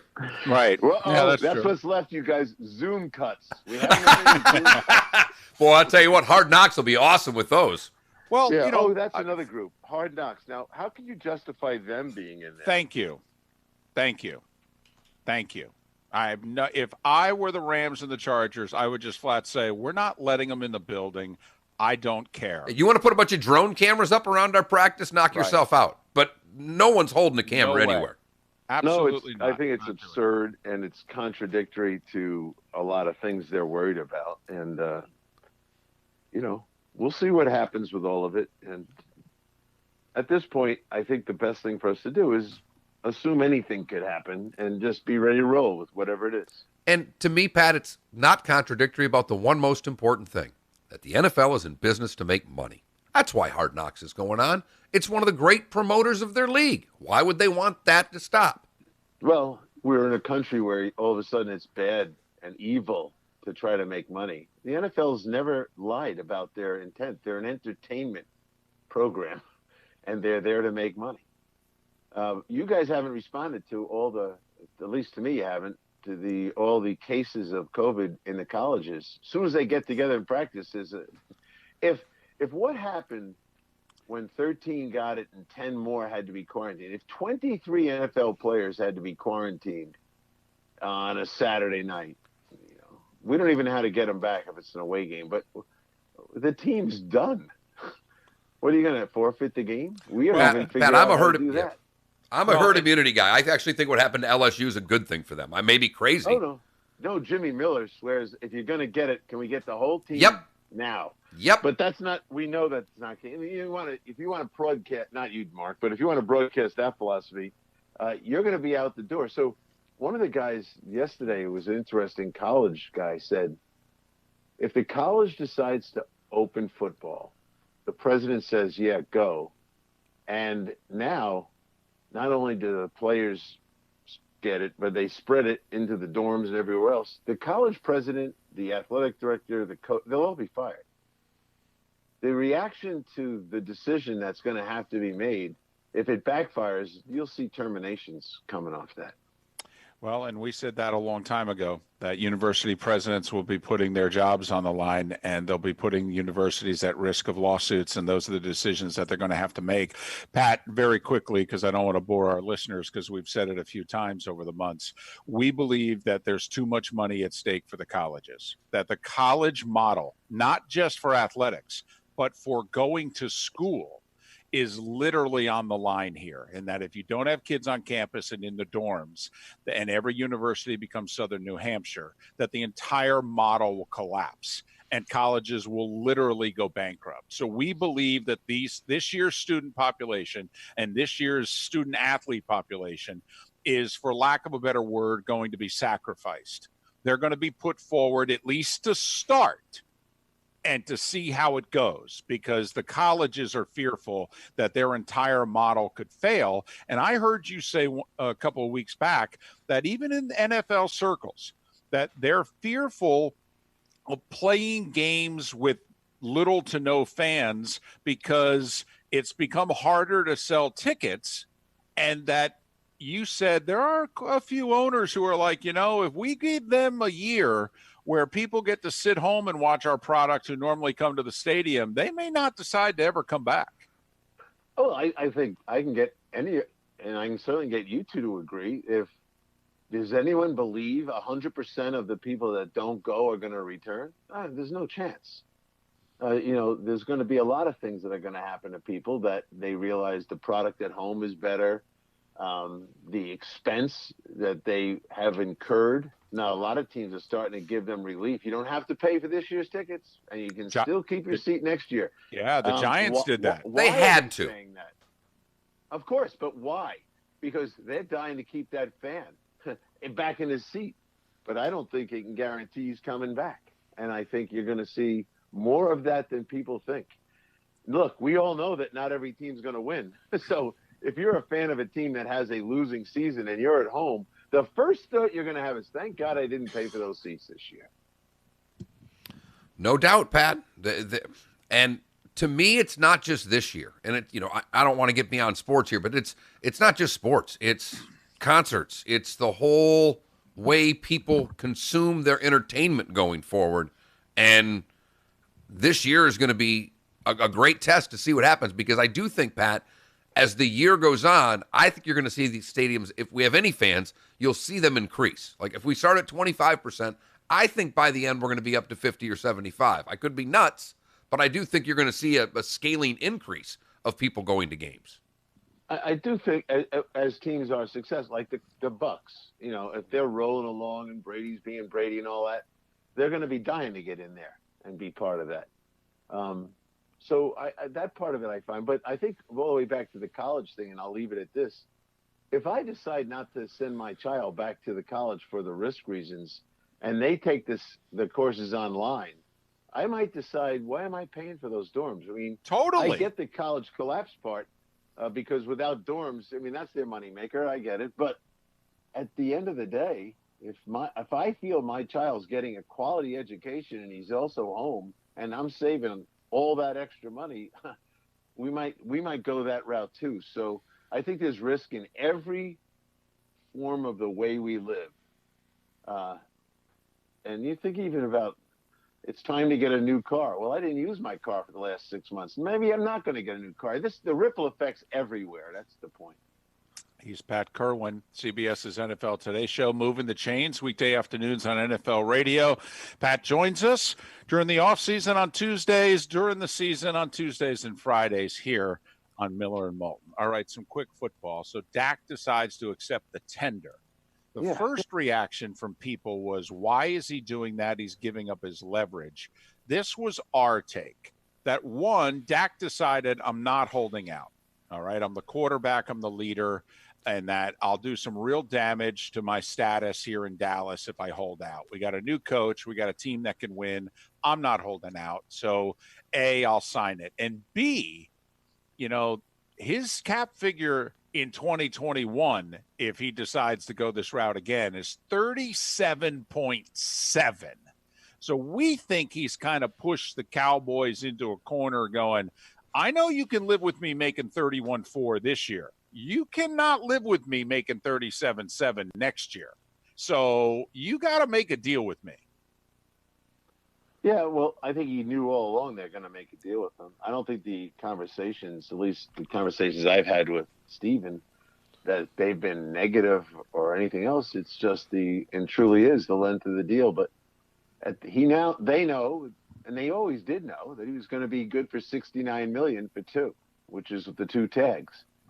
But they also know that, as I've said before, tremendous value and financial value in being the Dallas Cowboy quarterback. And they know he doesn't want to give that up. Does he want to make $3 million more a year and be the quarterback of a name it and claim it obscure team?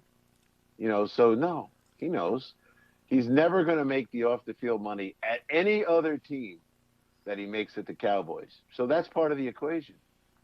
I think it's kind of, and then study the history of Jerry. Most, not all, most of Jerry's big contracts are signed when? July 13th, July 14th, anything coming off a franchise tag. I think DeMarcus Lawrence was early, but most of them aren't. And time for every negotiator is what usually closes the deal. So, I expect him to have a deal July 13th, maybe the 14th. And, the player does risk injury. And if he ever destroyed himself physically, he'd be done. And he wouldn't get that 37. That 37 is not guaranteed. And he knows it. So you want to lock it up? You want to get to the deal that's going to average 35.5, 36? Great. Does he think he's now worth more than that? He probably does, but he also knows how much he's going to lose as not being the quarterback of the Cowboys. So I would say July 13th at midnight, something like that. Any of these other free agents? I mean, we still have all these quality defensive linemen. Griffin, Clowney. When are some of these teams going to sign these guys? When they lose a player, I think that's when because those guys don't want to sign for cheap. So their only leverage, their best leverage now is to wait for a big injury on a contender.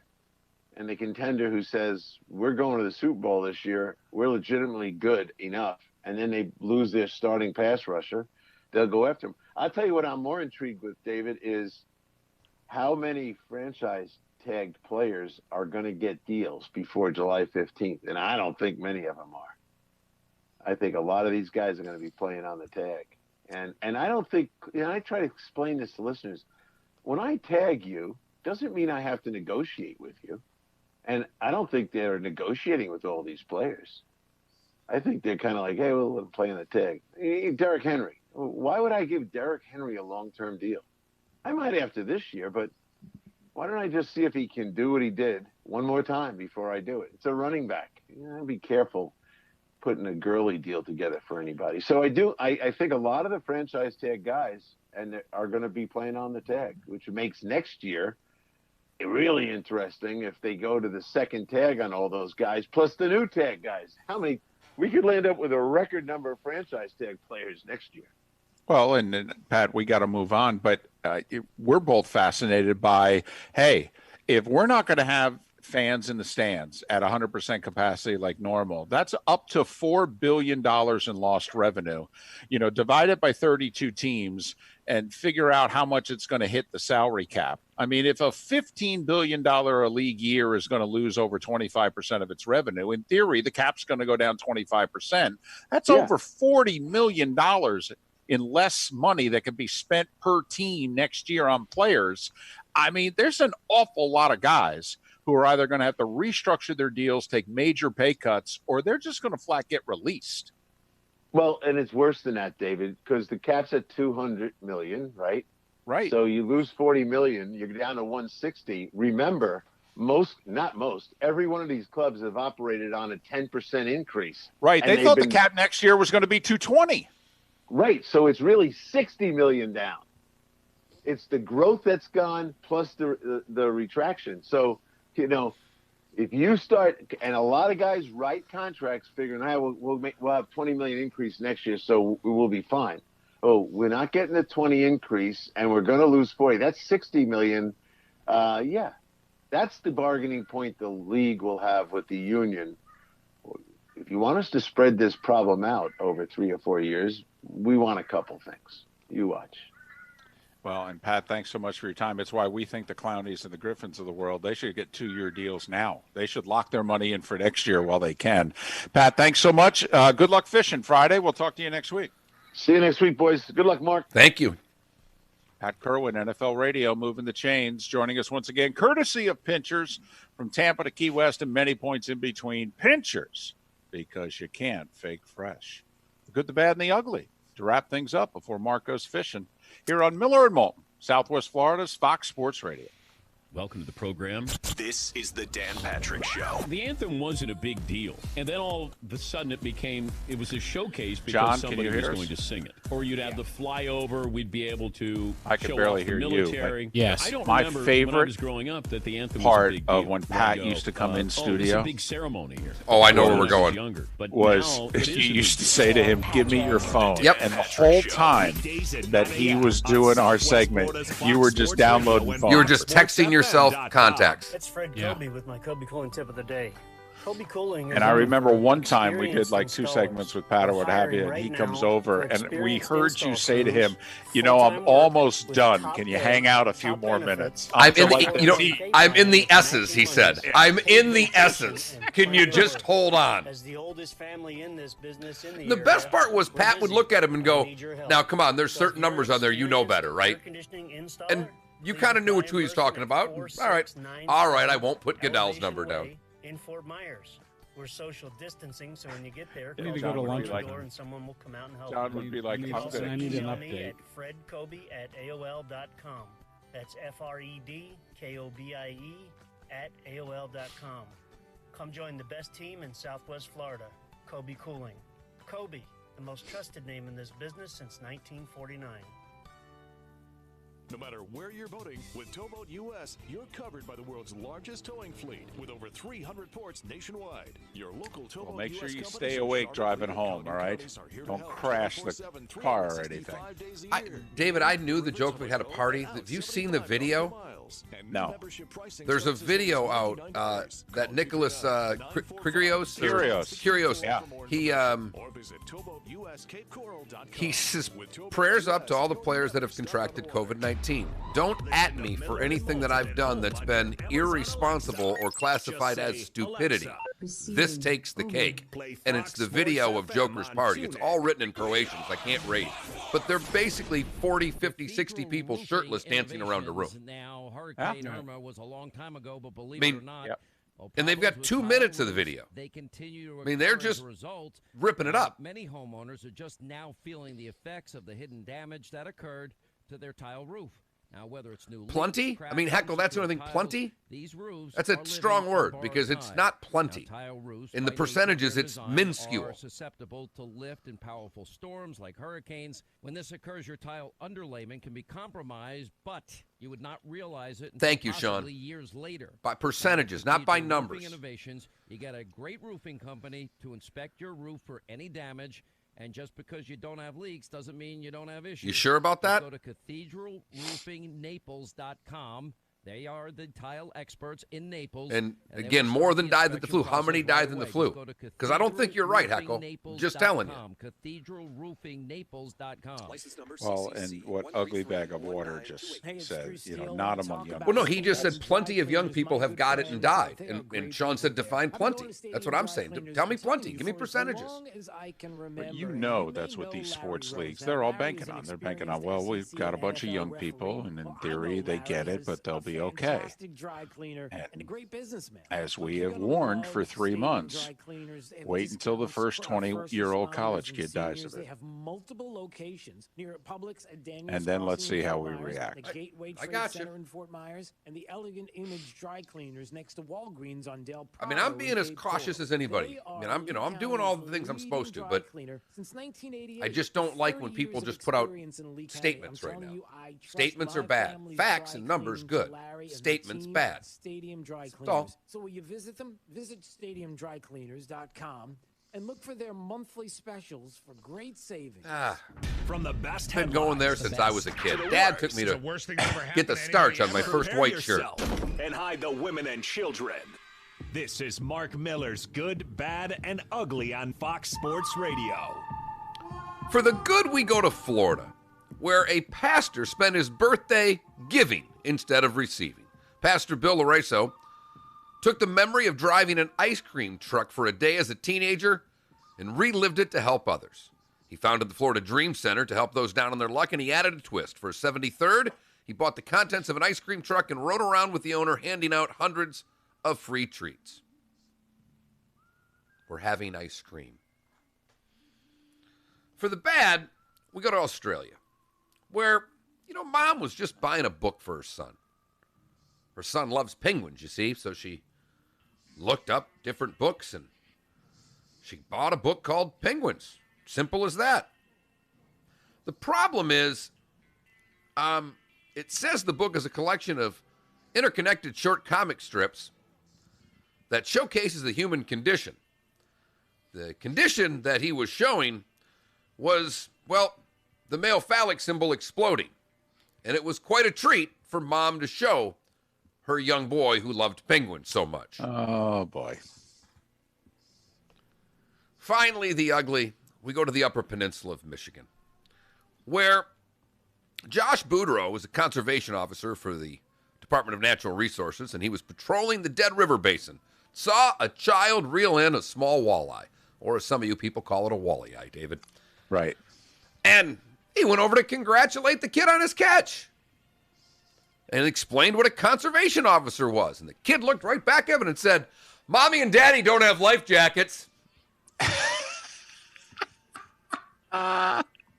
He laughed off the comment, assuming that he was just referring to the fact that the adults were not wearing them, unlike the kids. But upon further inspection, the kid was not lying, and while the boy got himself a walleye, Mom and Dad got a ticket. That is the good, the bad, and the ugly on today, June the 23rd, which would have been my grandfather's birthday. How old would your grandfather have been? 102 maybe. He was either born in 18 or 20, like 102, 100, somewhere right in there. Gotcha. Kids do tell the truth. Yes, they do. To a certain Mom age. and Dad aren't wearing they don't have life jackets. Quick story. My wife kept her maiden name. We made that decision for a couple of reasons, security being the biggest. And so every now and then, though, that, a call comes to the house and, they say, is Mrs. Moulton there? And I remember one time my wife's at the bank trying to get something done, and the person said, Mrs. Moulton? And, my wife just said, yes. And our daughter very loudly said, Mommy, that's not your name. Funny story, David. My wife kept her maiden name as well. That's because her maiden name was the same as mine. I know. So what I was hoping was that she was going to do the hyphenated. She did. She's Miller. Oh, I didn't realize that. No. I just thought she was Miller. My wife has kind of an unusual first name, and her mother and father said your first name's long enough. They never gave her a middle name, which was no big deal pre 9/11. Post 9/11, flying without a middle name became kind of a pain in the ass. I mean, not anything, but sometimes it would accept the X, sometimes it wouldn't. And so when we got married, yes, my wife went with Miller. I love it. Did not realize that. My two favorite things, because she's a doctor, and I have a good buddy who will always send our cards, like Christmas cards to the house, always come to Dr. and Mr. Miller. And he thinks that's the greatest thing in the world. It should come to Miller. It really should. It really should. The Dr. Miller and Mr. Miller. Well, we've never been able to post the gone fishing sign and have it actually be true. I'm going fishing. I'm going to be in the Keys for a couple of days. Looking forward to it. David and I have decided there's no flying solo during COVID-19, no sports. Yeah. Just not happening. I can't go to the studio. My doctor said, nope, you must stay home. So with that, thanks to John Cassio for pinch hitting back in the cozy confines today. John, all the best to you and your lovely bride there. And we'll see you all on Friday here on Miller and Moulton.